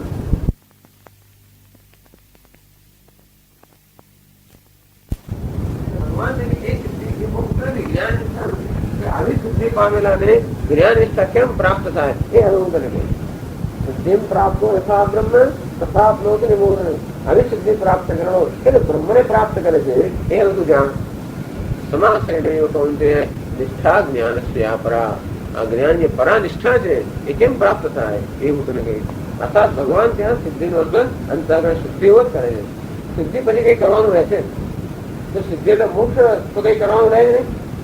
પણ તો ભગવાન હું લાંબુ કહે શું કરે છે? બુદ્ધ્યા વિશુદ્ધ્યા યુક્ત, વિશુદ્ધ બુદ્ધિથી યુક્ત થઈને બુદ્ધ્યા વિશુદ્ધ્યા યુક્ત બુદ્ધ્યાત્માનમ નિયમ્ય છે. બુદ્ધ્યાત્માનમ નિયમ્ય છે શબ્દાદીન વિષયામ ત્યક્ત્વા રાગદ્વેષો વિદસ્ય છે. વિવિક્ત સેવી એકાંત માં રહેતો હોય, લઘુવાસી તો કે ઓછામાં ઓછા અન્નનો આહાર કરતો હોય, યથા કાય માનસ એની કાયા મન વાણી મગજ નિયંત્રણમાં છે. આ રીતે આખું એને કેવી રીતે એની જ્ઞાન નિષ્ઠા કેમ પ્રાપ્ત કરે છે એ ભગવાન માનવે. સિદ્ધિ પ્રાપ્ત કર્યા પછી હવે જ્ઞાન નિષ્ઠા પ્રાપ્ત કરવી. એવું કે સિદ્ધિ જ્ઞાન નિષ્ઠા નથી, એની પહેલાની અવસ્થા છે અર્થાત અંતઃકરણ શુદ્ધિ. એટલે ભગવાન પણ સિદ્ધિ શબ્દોનો અર્થ અંતઃકરણ શુદ્ધિ એવો આ ગીતામાં કરે છે. અંતેથી સંસિદ્ધિ આસ્થિતા જનકાગ્રહ, એમાં સંસિદ્ધનો અર્થ અંતઃકરણ શુદ્ધિ જો કરીએ તો કઈ ખોટું નથી. स्वकर्मणा समभ्यर्च्य सिद्धिं विन्दति मानवः इत्युक्त्वा सिद्धिं प्राप्तस्य च पुनः ज्ञाननिष्ठां मोक्षति. सिद्धिं प्राप्त यथा ब्रह्म इत्यादिना. અને પછી જ્ઞાન નિષ્ઠા કેમ પ્રાપ્ત થાય એટલે કે ત્યાં સિદ્ધિનો અંતઃકરણ શુદ્ધિ થાય. એટલે જો આપણે જોઈએ કે કર્મ વડે સિદ્ધિ પ્રાપ્ત કરી તો કર્મ વડે અંતઃકરણ શુદ્ધિ પ્રાપ્ત કરી. કર્મ સહિત સિદ્ધિમાં નિષ્ઠ છે તો ન થાય કે મોક્ષમાં નિષ્ઠ છે, આત્મજ્ઞાન નિષ્ઠ છે અને કર્મ ચેષ્ટા કરી રહ્યા છે.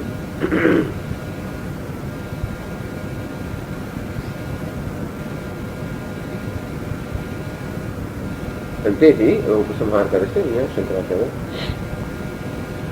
તસ્માત ગીતાસુ કેવલાત એવ તત્વજ્ઞાનાત મોક્ષ પ્રાપ્તિ ન કર્મ સમુચ્ચિતાત ઇતિ નિશ્ચિતોऽર્થઃ યથા ચ અયમર્થઃ તથા પ્રકરણશઃ વિભજ્ય તત્ર તત્ર દર્શયિષ્યામઃ. તસ્માત આપણે ઇતિ સિદ્ધમ આખું પ્રમેય સિદ્ધ કર્યા, આ બધાને સિદ્ધ કર્યા એમણે. તસ્માત તેથી ગીતાસુ કેવલાત એવ તત્વજ્ઞાનાત મોક્ષ પ્રાપ્તિ.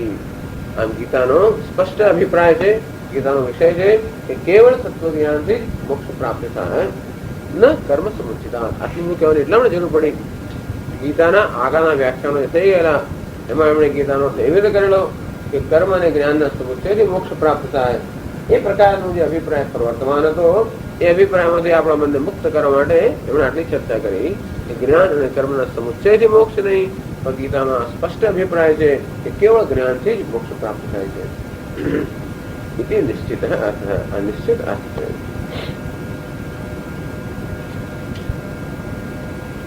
તો પછી આવું એક આવો ગીતાનો મુખ્ય અર્થ છે.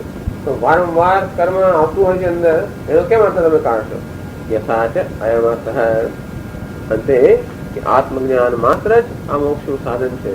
એ જે ભગવદ્ ગીતાનું મુખ્ય તાત્પર્ય છે, જે એ તથા પ્રકરણશઃ વિભજ્ય તત્ર તત્ર દર્શયિષ્યામઃ.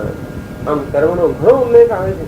તો અમે સ્પષ્ટતાથી બતાવી શકશું કે આવું કર્મ કરવાનું કહેવાનું આવતું હોવા છતાં પણ કર્મનો અધિકારી એક છે અને જ્ઞાનનો અધિકારી બીજો છે. આમ બે પ્રકારની નિષ્ઠાનું ભગવદ્ ગીતામાં નિરૂપણ છે.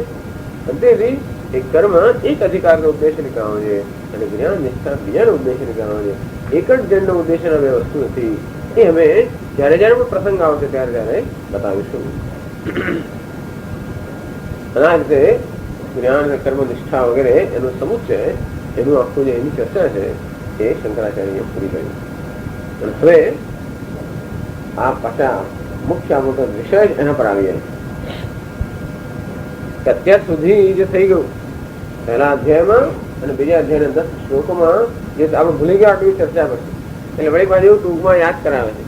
અને પછી હવે પછી શું આવવાનું છે એની પણ વાત છે.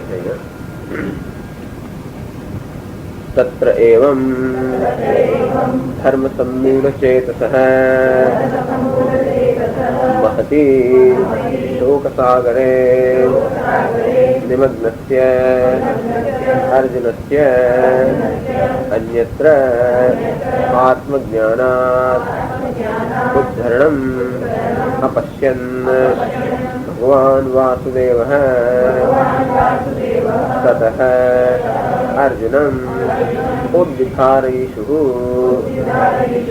આત્મજ્ઞાનાય અવતારયन् આહ અશોચ્યાન ઇત્યાદિ.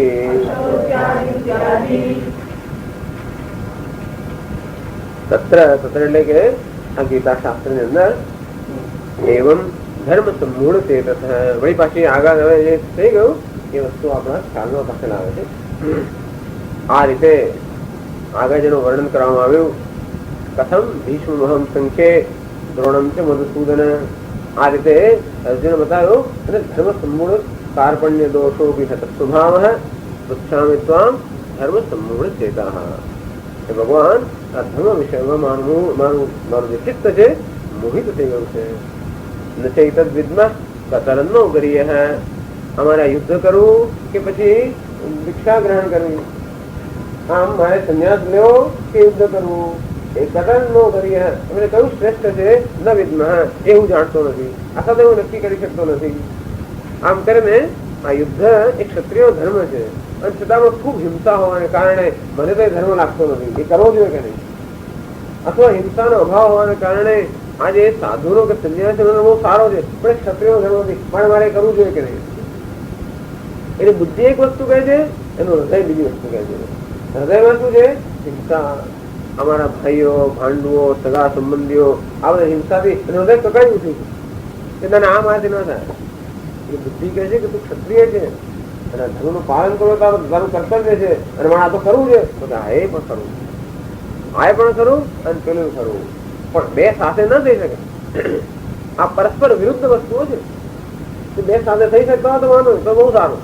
ભાવતું તું વહી નહીં કર્યું તો વાંધો નહીં, પણ ભાવે છે તો વૈદ કે નહીં ખાવાનું, જરાય નહીં ભાવતું વૈદ કે ખાવાનું, ત્યારે સંઘર્ષ ઉત્પન્ન થાય. તો એટલે ધર્મ મૂળ છે. આ પ્રકારનો સંઘર્ષ જે આપણા જીવન વારંવાર બનતો હોય.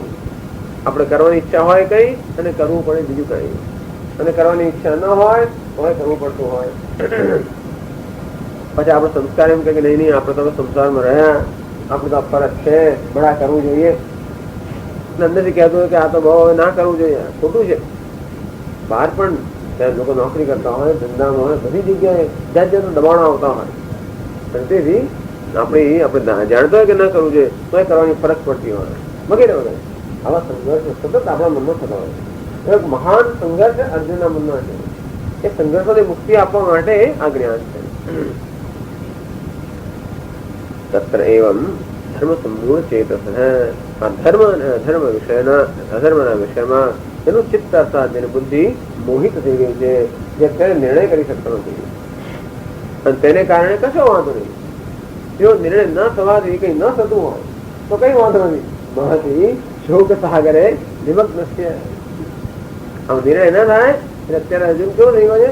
महती शोक सागरे निमग्नस्य। महान शोक सागर महती शोक, शोकનો સાગર એટલું પૂર્ણ महती शोक सागर। આ શોકનો તો મહાન સાગર, સામાન્ય સાગર નહીં, મહાન સાગરમાં નિમગ્નस्य। હજી એના કિનારે ઉભો જોતો તો વાંધો નહીં, પણ તો તમે એના મોજાનો આનંદ માણી શકો, અંદર તો ડૂબી ગયો છે। આમ મહાન શોક સાગર ની અંદર ડૂબી ગયો, કારણ કે આ પ્રકારનો વિવેક ન કરી શકવાના કારણે। અર્જુન છે હવે અર્જુન માટે અન્યત્ર આત્મજ્ઞાન અન્યત્ર આત્મજ્ઞાન સિવાય ઉદ્ધરણમ અપશ્યન। એટલે શંકરાચાર્ય આટલી ચર્ચાથી બતાવ્યું કે આત્મજ્ઞાન સિવાય બીજો કોઈ માર્ગ નથી, એવું ભગવદ ગીતાનું તાત્પર્ય છે। એટલે ભગવાન સામે આત્મજ્ઞાન જ ઉપદેશ આપે। જો બીજા કથાથી અર્જુનનો પ્રશ્ન ઉકેલ લાવી શકાયો હોત તો સામે ભગવાને જ્ઞાન આપ્યું હોત, અર્થાત બીજા કશાથી એના પ્રશ્નો ઉકેલ આવી શકે એમ નથી। તો તમે કહો છો જ્ઞાન કર્મ થવું છે, એ પણ શક્ય નથી, ભગવાન એ પણ કહ્યું હોત। તો ભગવાન આત્મજ્ઞાન નો ઉપદેશ આપે જ બતાવે છે કે આત્મજ્ઞાન સિવાય અર્જુનના પ્રશ્નો ઉકેલ આવી શકે એમ નથી। એ જ રીતે આત્મજ્ઞાન સિવાય આપણા જીવન એક સમસ્યાનો ઉકેલ ના આવે। આમ વ્યવહારિક રીતે આપણે આમ તેમ કરીને કૂદી જઈએ, તેને ટાળીએ, ગમે તે કરીએ, તો ખરેખર ઉકેલ તો આત્મજ્ઞાન સિવાય કોઈ સમસ્યા ના આવતી। કારણ કે આ વ્યવહારિક સમસ્યાઓ કઈ સમસ્યા નથી હોતી, એની પાછળ બીજી એક સમસ્યા આવે છે, આપણે જ સમસ્યા હોય છે। જો વ્યવહાર સમસ્યા તો વાંધો નહીં, તો કઈ કરી શકીએ આપણે, તો મુખ્ય સમસ્યા ક્યાં છે કે પોતે જ મારા માટે સમસ્યા સમાન છું। અને તેથી બધી પરિસ્થિતિઓ જાત જાતની સમસ્યા ઉભી કરે છે અત્યારે। તો મુખ્ય સમસ્યા ક્યાં છે? હું પોતે, કારણ કે આ હું કોણ છું એ વિષયમાં મને ખાતરી નથી। અને તેથી આત્મજ્ઞાન અન્યત્ર આત્મજ્ઞાન સિવાય બીજો કોઈ માર્ગ ઉદ્ધરણમ અપશ્યન। ભગવાન જોયું કે અર્જુનની આ સમસ્યા માટે આત્મજ્ઞાન સિવાય બીજો કોઈ ઉપાય નથી, એવું જયારે ભગવાને જોયું ત્યારે ભગવાન વાસુદેવ તતઃ અર્જુનમ ઉદ્ધારયિષુઃ। તતઃ એટલે કે એ શોક સાગર માંથી અર્જુનને ઉદ્ધાર કરવાની ઈચ્છાથી આત્મજ્ઞાનાય અવતારે। અર્જુન જે કે આડો હવે કહી ગયો છે ને, એને પેલા સાથે આપણે માર્ગે લાવવો પડે। આત્મજ્ઞાન એટલે આત્મજ્ઞાન તૈયાર કરવો પડે। એ કઈ જાત જાતનો કઈ ઉપાય શોધતો હશે તો એવી અપેક્ષા રાખતો છે ભગવાન પાસે કે ભગવાન શું કહેવું કે તારે સંન્યાસ બેટા ચિંતા ના કરીશ, જ્યાં હું છું એવું, અથવા તો તું તારે ગમે છે એવું કઈક શોધતો હોય એવા કશાથી કઈ ઉપાય ભગવાન દેખાડો નથી। પછી પહેલા તો અર્જુનનું ચિત્ત આત્મજ્ઞાન તરફ વાળવાની જરૂર છે, અને એને માટે એને જણાવવાની જરૂર છે કે અત્યારે તું જે વિચારી રહ્યો છે એ કેવા પ્રકારનો વિચાર છે। એટલે અર્જુન પોતે અત્યારે કેવો વિચાર ધરાવી રહ્યો છે, કે એનું વર્તન કેવું છે, એનો પેલા એને ખ્યાલ આપવાની જરૂર છે કે કેવી જાતની મૂર્ખતા તું કરી રહ્યો છે, તું જે કરી રહ્યો છે તે હા તો શું કરવું જોઈએ, એમ કરીને પેલું ધ્યાન આત્મજ્ઞાન તરફ વાળી। આત્મજ્ઞાનાય અવતારયન। આમ પહેલા આત્મજ્ઞાન ની જરૂરિયાત ભગવાન ઉભી કરે છે અર્જુનના મનમાં, અને પછી આત્મનિષ્ઠ તો અર્જુન ને ત્યાં કોને કહે છે? એટલે પહેલા અર્જુન ને જાણવાની જરૂર છે કે આ મારે માટે કહેવાયેલું છે। એટલે આત્મજ્ઞાનાય અવતારયન શોચ્યાન ઇત્યાદિ। અર્થાત અર્જુન ને આત્મજ્ઞાન હતું ઇન્ડોક્ટ્રિનેટ, આત્મજ્ઞાન માટે એને તૈયાર કરવા માટે આ ભગવાન ઘણો શ્લોક કહે છે। ઘણો શ્લોક આપણે વાંચીશું। અશોચ્યાનન્વશોચસ્વમ પ્રજ્ઞાવાદાંશ્ચ ભાષસે ગતાસુરગતાસુંશ્ચ નાનુશોચન્તિ પંડિતાઃ।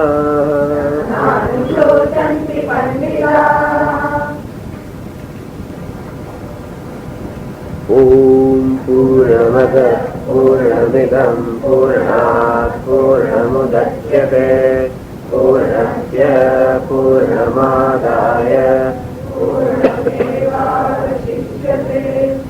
ઓમ શાંતિ શાંતિ શાંતિ। શંકરં શંકરાચાર્યં કેશવં બાદરાયણં સૂત્રભાષ્યકૃતૌ વંદે ભગવन्तौ પુનઃ પુનઃ।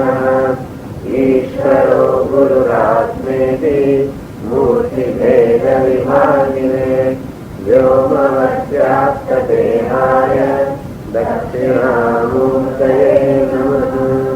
ॐ शान्ति शान्ति शान्तिः।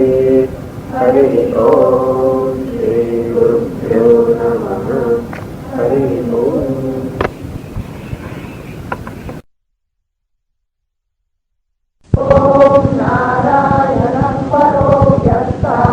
अंडमव्यक्तसंभवम् अंडस्यान्तस्त्विमे लोकाः सप्तद्वीपा च मेदिनी।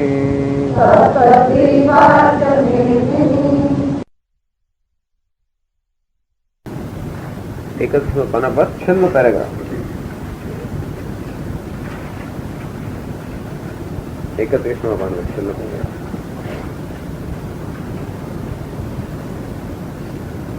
तत्र एवं धर्म सम्मूढचेतसः महति शोकसागरे निमग्नस्य अर्जुनस्य अन्यत्र आत्मज्ञानात् उद्धरणम् अपश्यन् भगवान् वासुदेवः ततः अर्जुनम् उद्दिधारयिषुः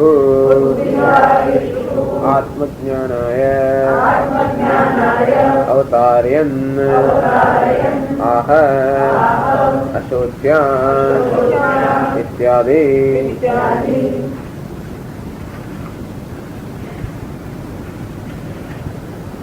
एवं आ प्रकार धर्म सम्मूढ़ चेतसः अर्जुनस्य।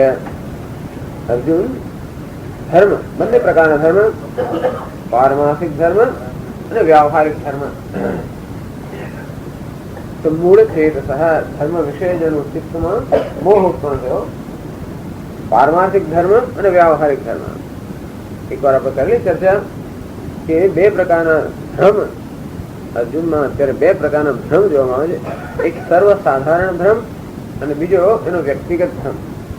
એક પારમાર્થિક ભ્રમ અને બીજો व्यावहारिक भ्रम. आत्मा ये वास्तव में नित्य शुद्ध है, नित्य है, એને અનિત્ય માની લેવો.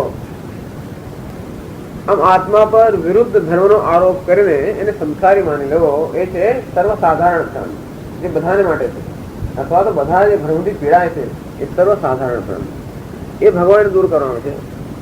અને જોડે જોડે આ યુદ્ધ જેનો ધર્મ છે પરંતુ એમાં હિંસા હોવાને કારણે એને અધર્મ માની લેવો, અને ભિક્ષાચરમ એટલે સાધુનો ધર્મ જેમાં હિંસા ન હોવાને કારણે એને ધર્મ માની લેવો. આમ ધર્મ અને અધર્મ વિશે પણ અર્જુનની જે અત્યારે મતિ છે એ પણ ભ્રાંત છે. આમ કયું વસ્તુ ધર્મ છે નક્કી કરવાના માટેનું એનો માપદંડ કયો એ વસ્તુ અત્યારે અર્જુન સમજી શકતો નથી કે કયો માપદંડથી આ પરિસ્થિતિમાં કોને ધર્મ કહેવાય અને કોને અધર્મ કહેવાય એ પણ નક્કી કરી શકતો નથી.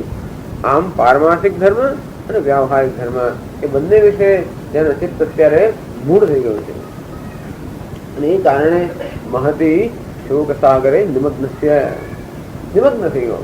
મહાન શોક સાગર ની અંદર શોકનો પણ સાગર અને મહાન શોકના સાગરમાં જે ડૂબી ગયેલો અર્જુન એને કેવી રીતે બહાર કાઢો એમાંથી.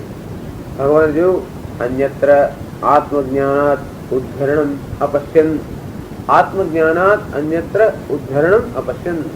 જો કે આત્મજ્ઞાન સિવાય હવે આ શોક સાગરમાંથી એનો ઉદ્ધાર કરવો કોઈ તો શક્ય નથી. એવું જયારે ભગવાને જેવું અત્યારથી ભગવાને જેવું છે. અનેક વખતે પ્રસંગ અર્જુનને શ્રી કૃષ્ણ વચ્ચે અનેક પ્રસંગો થયા છે ત્યારે અર્જુન અનેક મુશ્કેલીઓનો ભગવાને ઉકેલ આપ્યો હશે, પણ ત્યારે એ મુશ્કેલીઓનો ઉકેલ આપવા માટે આત્મજ્ઞાનની જરૂર ભગવાને જણાય નહીં હોય.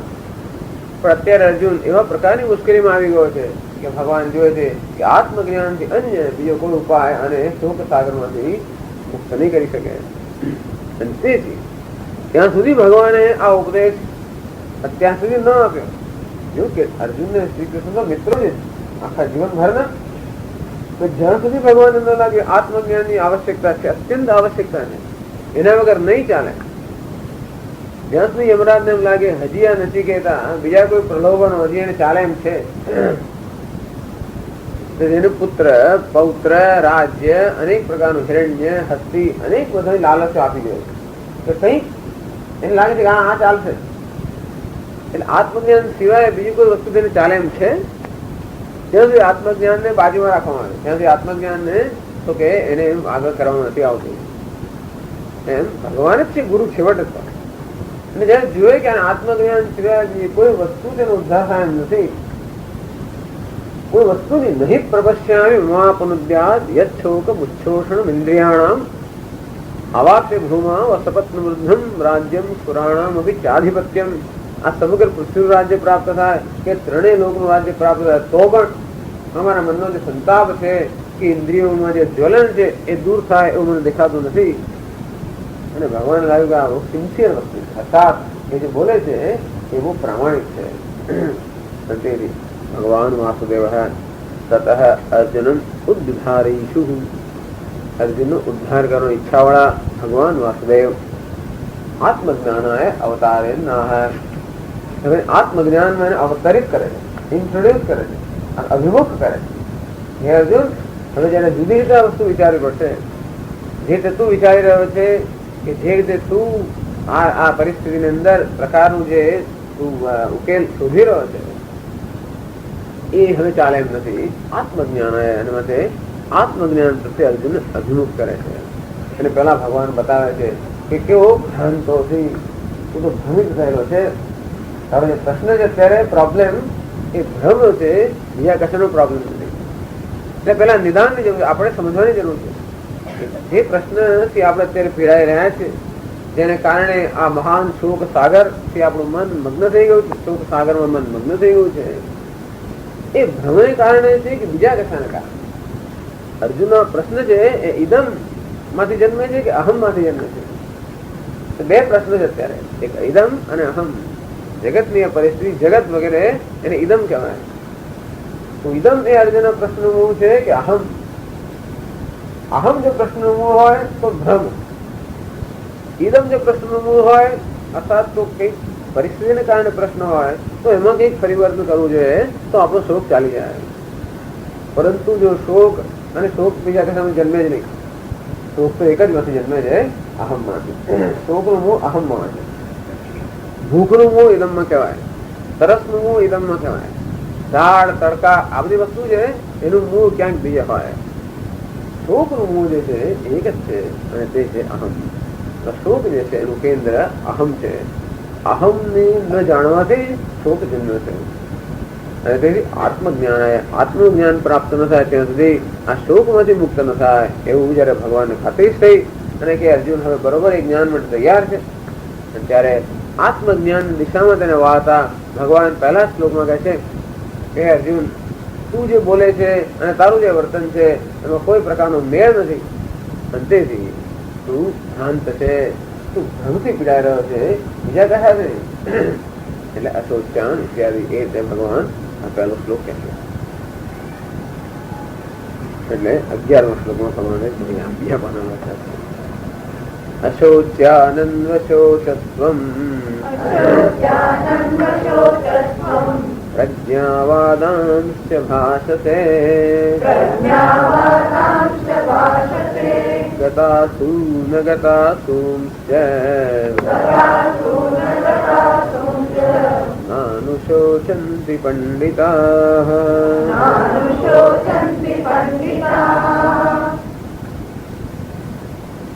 त्वम अशोच्यान अन्वशोचः.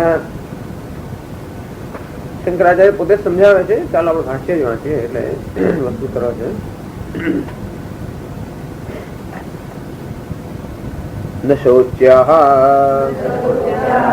અશોચ્યાઃ ભીષ્મદ્રોણાદયઃ સદ્વૃત્તત્વાत् પરમાર્થરૂપેણ ચ નિત્યત્વાत्.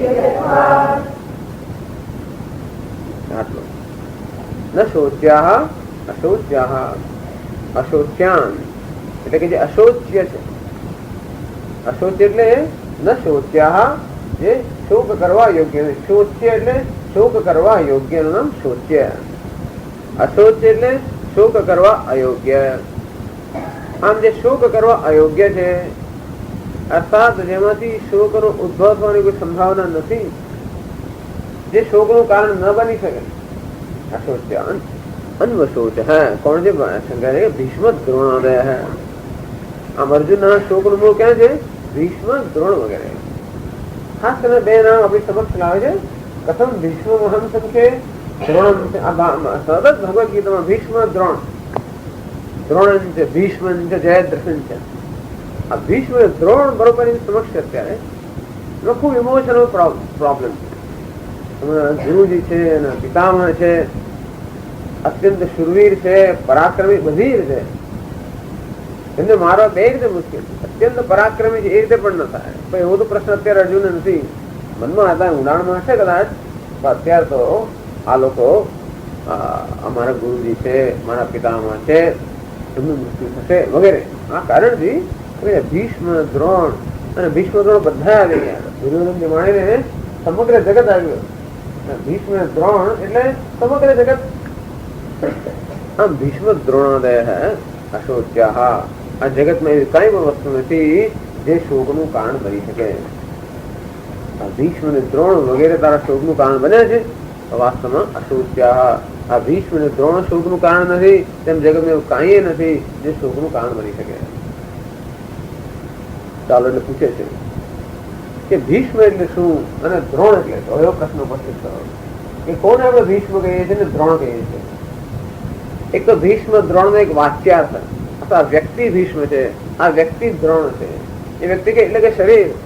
એ અર્જુન, તો આ શરીરને કે આ વ્યક્તિને, ચલો ઉપાધિ, શરીર મન બુદ્ધિ રૂપે ઉપાધિ છે, એને તો ભીષ્મ કહે છે કે દ્રોણ કહે છે? કે પછી આ શરીર કે ઉપાધિમાંથી અભિવ્યક્ત થતો જે આત્મા છે એને તો ભીષ્મ અને દ્રોણ કહે છે? તું પોતે નક્કી કર. બંને રીતે એ શોક કરવા યોગ્ય નથી. કેમ? સદવૃત્તત્વાદ. ભીષ્મ અને દ્રોણ વ્યક્તિગત રીતે તમને શોક કરતો હોય તો પણ શોકનું કારણ નથી, કારણ કે સદવૃત્તત્વાદ. જેમણે હંમેશા ધર્મમય જીવન જ પસાર કર્યું છે. ભીષ્મ એટલે ધર્માત્મા. અને તેથી શાસ્ત્રોની અંદર શ્રુતિમાં સ્મૃતિમાં જે કંઈ કહેવામાં આવ્યું હોય એનું ક્યારે પણ જેમણે અનાદર કર્યો નથી, જેમના વર્તનમાં ક્યારે અનુચિતતા નથી, જેમણે સતત ઉચિત વ્યવહાર કર્યો છે, જેમણે સતત ધર્મનું પાલન કર્યું છે. અને તેથી અત્યારે એમના ખાતામાં તો એટલું પુણ્ય જમા થઈ ગયું છે કે ધારો કે આ જગતમાં જે લોકો વિદાય લે તો આપણે મારે શ્રેષ્ઠમાં શ્રેષ્ઠ ગતિ અત્યારે એમની રાહ જ જોઈ રહી. અને તો બી શોક કરવાનો પ્રશ્ન નથી. આપણે શોક કેમ થાય? અરે રે આનું શું થશે, આ મરી ગયો એનું શું થશે વિચારનું? કોણ? આપણે શોકના બે કારણ.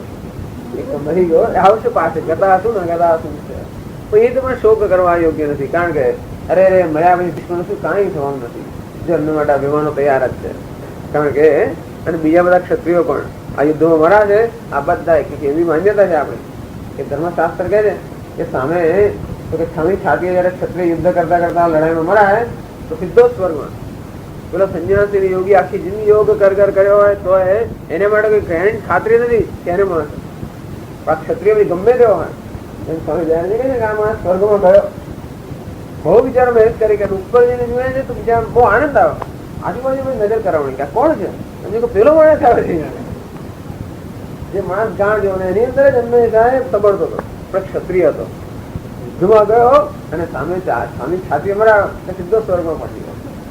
એટલા બધા ક્ષત્રિયો છે, માટે એમને માટે પણ શોક કરવાનું કોઈ કારણ નથી. કારણ કે એ લોકો લડતા લડતા મરાશે થતો પ્રાપ્ત છે સ્વર્ગ. તમે સ્વર્ગ પ્રાપ્ત થવાનું છે એ દ્રષ્ટિ પણ એમનું શું થશે એવી કાંઈ ચિંતા કરવાની જરૂર નથી. પરમા સ્વરૂપેણ છે નિત્યત્વાત.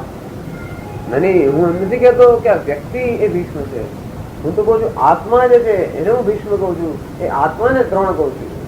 તો પ્રશ્ન જ નથી. પરમાર્થ રૂપેણ છે. આ વ્યવહારિક દ્રષ્ટિએ એક ભીષ્મ છે, એક પારમાર્થિક દ્રષ્ટિએ ભીષ્મ છે. વ્યવહારિક દ્રષ્ટિએ ભીષ્મ કોણ છે? જ્યાં ઉપાધિ છે. પારમાર્થિક દ્રષ્ટિએ ભીષ્મ કોણ છે?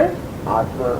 એક જ પરમાત્મા. ભીષ્મ, દ્રોણ, દુર્યોધન, દુશાસન, અર્જુન, કૃષ્ણ આ બધા રૂપે વ્યક્ત થઈ રહ્યો છે. નિત્યત્વાદ.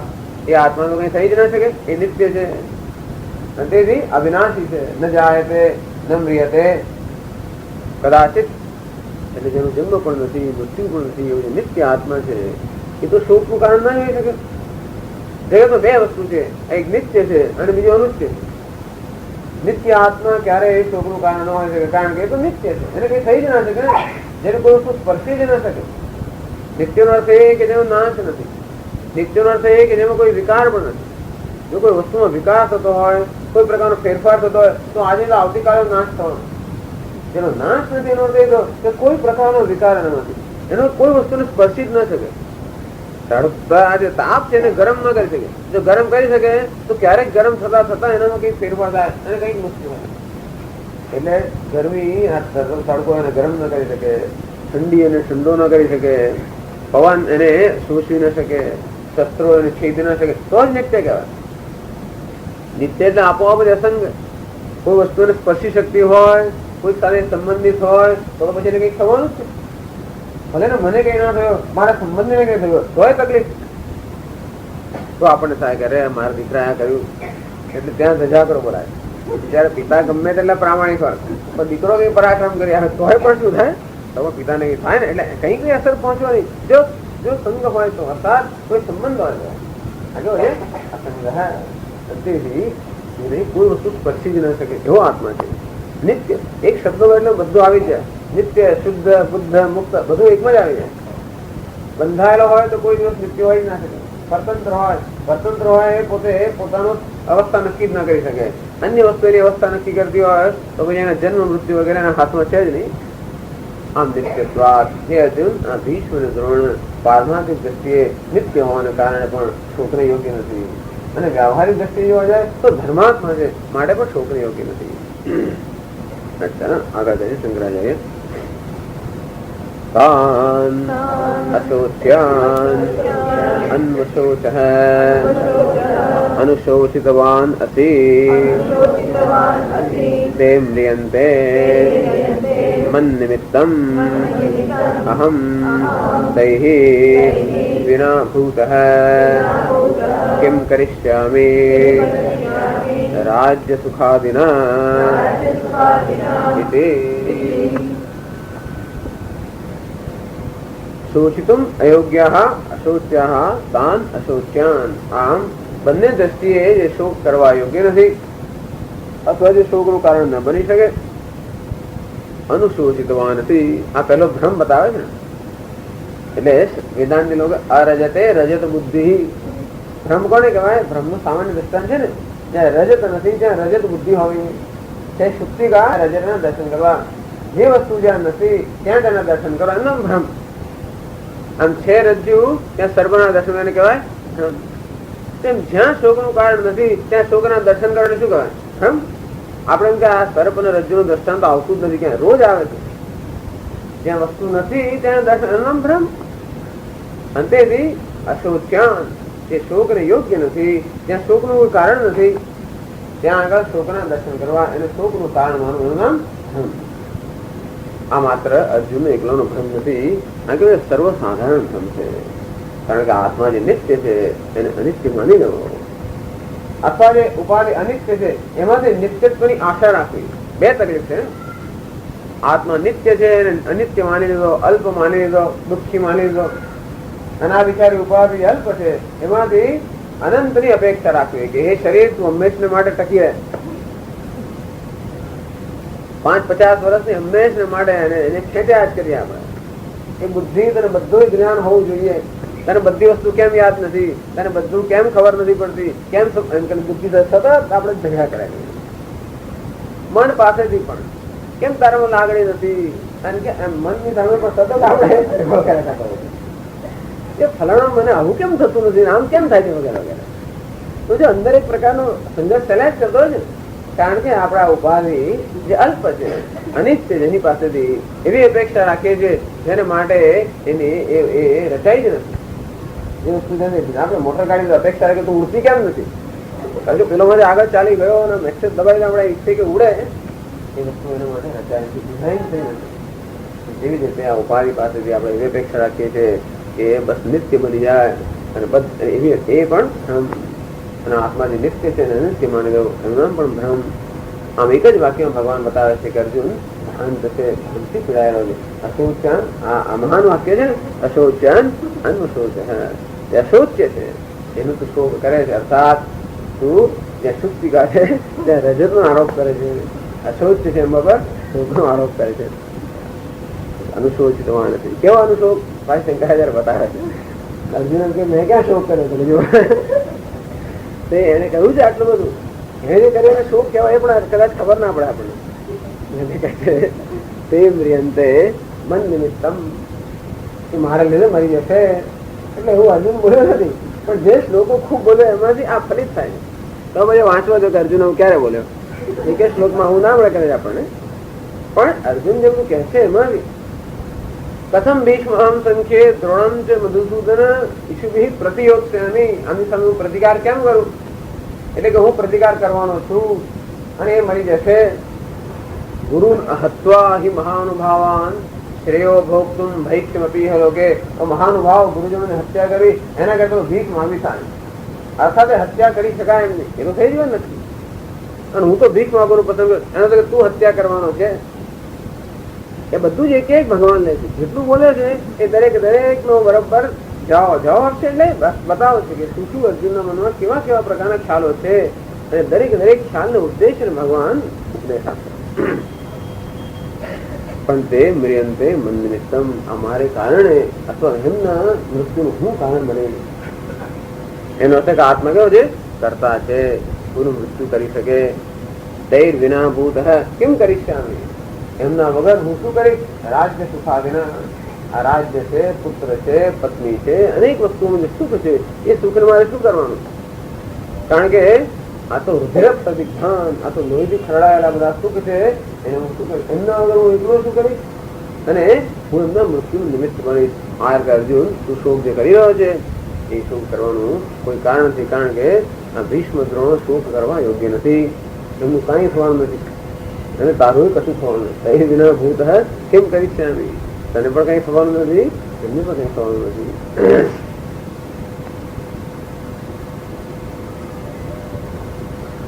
પછી આગળ ભગવાન કહે છે કે શા પરથી, પ્રજ્ઞાવાદાંશ ભાષતે, તારી જે ભાષા તો વચન છે, તારું જે ભાષણ છે એ પ્રજ્ઞા એટલે કે પંડિતો કે મહાજ્ઞાની પુરુષ હોય એને જો ભાષણ તો આપે છે, પણ એનું જો વર્તન તારું નથી એ પરથી પણ બતાવે છે.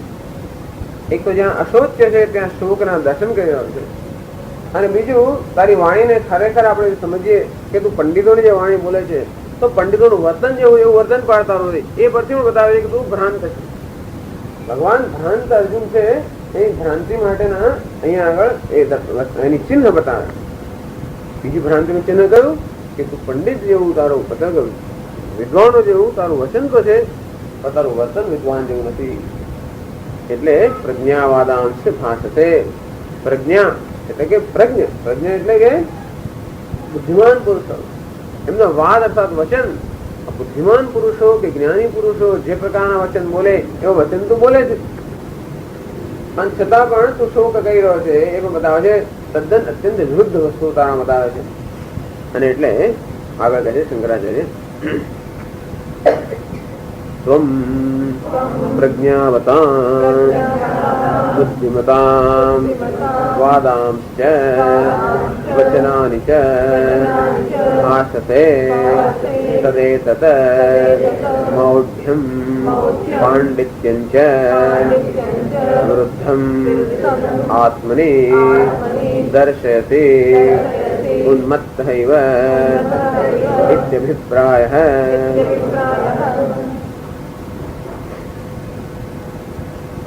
त्वं प्रज्ञावतां, प्रज्ञावतां बुद्धिमतां. प्रज्ञा प्रज्ञ पुरुष हो बुद्धिमान पुरुष અથવા જ્ઞાની ડાયા, તો જે ડાયા માણસો છે, બુદ્ધિમાન મનુષ્ય છે, જ્ઞાની પુરુષો છે. વાદામ, વાદા એટલે વચનાની છે ભાષતે, અને બુદ્ધિમાન પુરુષો જેવા બોલે એવા વાક્યો તો બોલી રહ્યો છે. અર્થાત તારી વાણી પાસે એમ લાગે છે તો અત્યંત બુદ્ધિમાન પુરુષ છે, પરંતુ તારું વર્તન શું છે અન્વશોચ હે, તું શોક કરી રહ્યો, શું શોક કરી રહ્યો, અનુશોચસી એવો અર્થ કરવો જોઈએ. અન્વશોચ હે ભૂતકાળ, કે શોક કર્યો એવું નથી કે અર્જુને શોક કર્યો અને હવે શાંત થઈ ગયો છે, શોક એનો ચાલુ જ છે. પણ એમ કહે છે કે પહેલા એને શોક હતો અને પછી એને પ્રજ્ઞાવાદાન, પછી જાત જાતની વાણી બોલવા માંડ્યો. એટલે શોક પહેલા જન્મ્યો અને પછી અર્જુન બધી એનું ભાષણ આવ્યું. એ બધી શોક તું કર્યો એમ નથી, અનુશોચતી તો શોક કરી રહ્યો છે. તો પંડિત લોકો શોક નથી કરતા. તો તારી વાણીને જો મહત્વ આપીએ અને માની લઈએ કે અર્જુન પંડિત છે, બુદ્ધિમાન છે, તો એટલે તારી વાણી પરથી અમે એવો પ્રકારનો ખ્યાલ માંગે કે અર્જુન બુદ્ધિમાન છે, પંડિત છે. અને તારા મોહ સામે જો અમે એવું કહીએ કે અર્જુન કેવો છે તો કે દુઃખી છે, મૂળ છે. તદ એ તો મૌઢ્યમ પાંડિત્યમ છે. બે વસ્તુ તારામાં દેખાય છે. આ શોક કરી રહ્યો છે એનો અર્થ એ તો કે તું મૂળ છે, કે અશોચ્ય જે વસ્તુ છે એના પર શોક કરી રહ્યો છે. અને તારી વાણી જે છે એ પંડિતની છે. આ મૌઢ્યમ પાંડિત્યમ છે વિરુદ્ધમ આત્મની દર્શયતી. આ જે વિરુદ્ધ વસ્તુઓ છે એ તું તારા એકની અંદર એ બંનેનું પ્રદર્શન કરે છે. દર્શયતી તું દર્શાવે છે કે તું મૂળ પણ છે, એક ક્ષણે મૂળ અને એક ક્ષણે પંડિત. અને તેથી ઉન્મત્ત થયેવા. કોઈ માણસ ઉન્મત્ત એટલે ગાળો, એકદમ ખડખડાટ હસતો હોય અને બીજી ક્ષણે એકદમ રડતો હોય, એકદમ મહા કે મોટું ભાષણ આપતો હોય અને બીજી ક્ષણે કે વિચિત્ર વર્તન કરતો હોય, અને કહેવાય ઉન્મત્ત. અર્જુન પણ ભગવાન કેવો લાગે? ઉન્મત્ત થયેવા. જાણે કે તું ગાળો થઈ ગયો હોય, ઉન્મત્ત થઈ ગયો હોય, કશાકની અસર નીચે આવી ગયો હોય અને તું બોલતો હોય એવું છે. અર્થાત તું જે બોલે છે એ તારે ડાપણનું પ્રદર્શન નથી, આ ઉન્માદનું પ્રદર્શન છે. એક બાજુ શોક અને બીજી બાજુ આ પાંડિત્ય, એ બે વસ્તુ એક સાથે ન હોઈ શકે. અર્જુન કે ભગવાન એમ કેમ કહો છો કે મારા શોક માટે કેમ કારણ ન હોઈ શકે?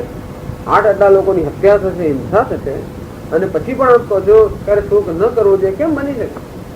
મેં આટલું બધું બતાવ્યું કારણ શોક મને કેમ થઈ રહ્યો છે. એટલે ભગવાન કહે છે કે તને પંડિત માનીએ તો શોક થવાનું કારણ નથી. કે છે કે ગતાસુન અગતાસુન છે નાનુશોચંતિ પંડિતા. પંડિત કોને કહેવાય? ન અનુશોચંતિ પંડિતા. એટલું ચાલે. પંડિતા ન અનુશોચંતિ. જે પંડિતો છે, જે જ્ઞાની પુરુષો છે, એ ક્યારે પણ શોક નથી કરતા. તો કોનો શોક નથી કરતા? શોક જેનો પણ થઈ શકે કોઈ વસ્તુનો શોક કરતા નથી. ગતાસુન અર્થાત જેના પ્રાણ ચાલી ગયા છે, જે મૃત્યુ પામે, એમનો શોક નથી કરતા. અગતાસુન જેના પ્રાણ ચાલી નથી ગયા હતા, જે જીવંત છે, એનો શોક પંડિતો કરતા નથી. તું પંડિતો શોક જ નથી કરતા અને તું શોક કરે છે એ માટે તું પંડિત નથી. ત્યારે વાણી તું બોલે છે એવી શાસ્ત્રની વાતો કરે છે એ બધી લાગે તું પંડિત છે. આમ તમે પાંડિત્ય અને મૌઢ્યમ એ બંનેનું દર્શન થાય છે. તો આગળ ભગવાન કહે છે બીજી પંક્તિમાં, કેમ પંડિતો કોને કહેવાય? તારું વર્તન પંડિત જેવું નથી કે તને શોક જે જન્મ્યો છે એ પંડિતનું લક્ષણ નથી, એ શા પરથી કહેવાય? એટલે કહે છે આગળ યસ્માત ગતાસુ ગત પ્રાણાન મૃતાન અગતાસુ અગત પ્રાણાન જીવતસ્ય નાનુશોચન્તે પંડિતાઃ આત્મજ્ઞાઃ પંડા આત્મવિષયા બુદ્ધિઃ યેષાં તે પંડિતાઃ પાંડિત્યમ નિર્વિદ્ય ઇતિ શ્રુતેઃ.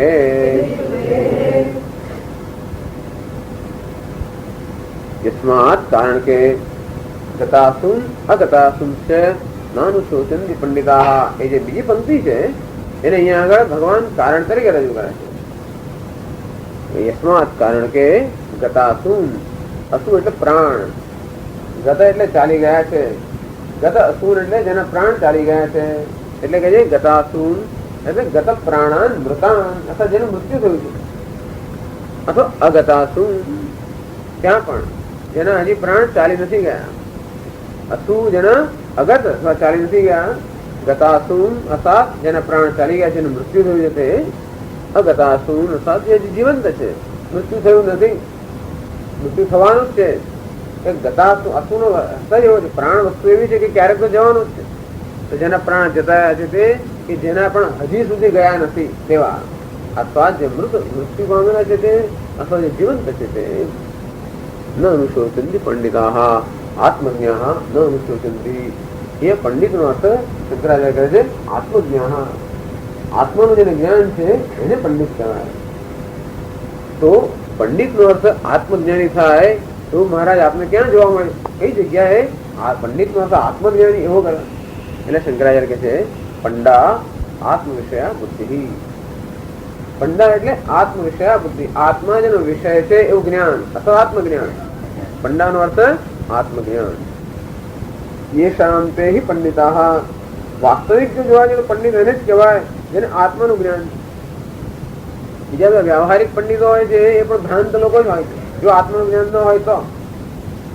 વ્યવહારિક પાંડિત્ય હોય વયમ ધીરા પંડિતમ મન્યમાના, પોતાને પંડિત માનતા હોય એ કોના પંડિત છે? આ કોઈ નાની નાની વસ્તુના પંડિત છે, પરંતુ મૂળભૂત વસ્તુ જે જાણવાની છે એ જ્યાં સુધી ન જાણી હોય ત્યાં સુધી માણસ કેવા છે? ભ્રાંત જ છે. અને તેથી વાસ્તવિક પંડિત એ છે જ્યાં મૂળભૂત ભ્રાંતિમાંથી મુક્ત થશે. જ્યાં સુધી જીવનની ભ્રાંતિમાંથી મુક્ત ન થઈએ ત્યાં જીવનમાં અટવાયા જ કરીએ. એટલે આપણે ગમે તેટલું દાપણ વ્યવહારિક દાપણ હોય, ગમે તેટલું આપણું જ્ઞાન હોય છતાં પણ જીવનમાં જો અટવાતા હોઈએ, જીવનની જો દિશા ન હોય તો આપણે કેવા છે? મૂળ જ છે. તેથી એને જીવનના સત્યનું જ્ઞાન છે. આત્માનું જ્ઞાન એટલે જીવનના સત્યનું જે રહસ્યનું જેને જ્ઞાન છે એમનો પંડિતો. તો શંકરાચાર્ય બૃહદારણ્યક ઉપનિષદમાંથી એક નાનકડું ઉદાહરણ કરે છે. પાંડિત્યમ નિર્વિદ્ય બાલ્યેન તિષ્ઠાસે. તેવું કહે છે નિર્વિદ્ય. નિર્વિદ્ય એટલે નિશ્ચયેન લબ્ધ્વા. નિરનવિદ, વિદ એટલે લાભે. નિર્વિદ્ય એટલે નિશ્ચયેન લબ્ધ્વા. આ પાંડિત્યને નિશ્ચિત રીતે પ્રાપ્ત કરીને બાલ્યેન તિષ્ઠાસે, પછી બળપૂર્વક એટલે કે આ જ્ઞાન પ્રાપ્ત કરીને આ જ્ઞાનમાં જે બળ પ્રાપ્ત થાય છે એ બળ માણસે પ્રાપ્ત કરવું જોઈએ અથવા શાસ્ત્રનું શ્રવણ કરવું જોઈએ જે આત્મજ્ઞાન પ્રાપ્ત થાય. અને એ જે આપણે જ્ઞાન પ્રાપ્ત થયું એમાં એ જ્ઞાનને આપણે ધીમે ધીમે સ્પષ્ટ બરોબર કરવું જોઈએ જેથી આપણે બળવાન થઈએ. અર્થાત જે કે ભ્રમ હોય આપણા દૂર થઈ જાય. શોકના કે મોહના કે ભયના જે કારણો છે એ દૂર થવા મળે. એ મનુષ્ય કેવો બને? બળવાન બને. આત્મા તો બળવાન છે પણ આ ખોટા શોક મોહ ભયને કારણે માણસ પોતે નિર્બળ થઈ ગયો. નિર્બળતાનું એ કારણ દૂર થાય એટલે આત્માનું જે બળ છે એ અભિવ્યક્ત થાય.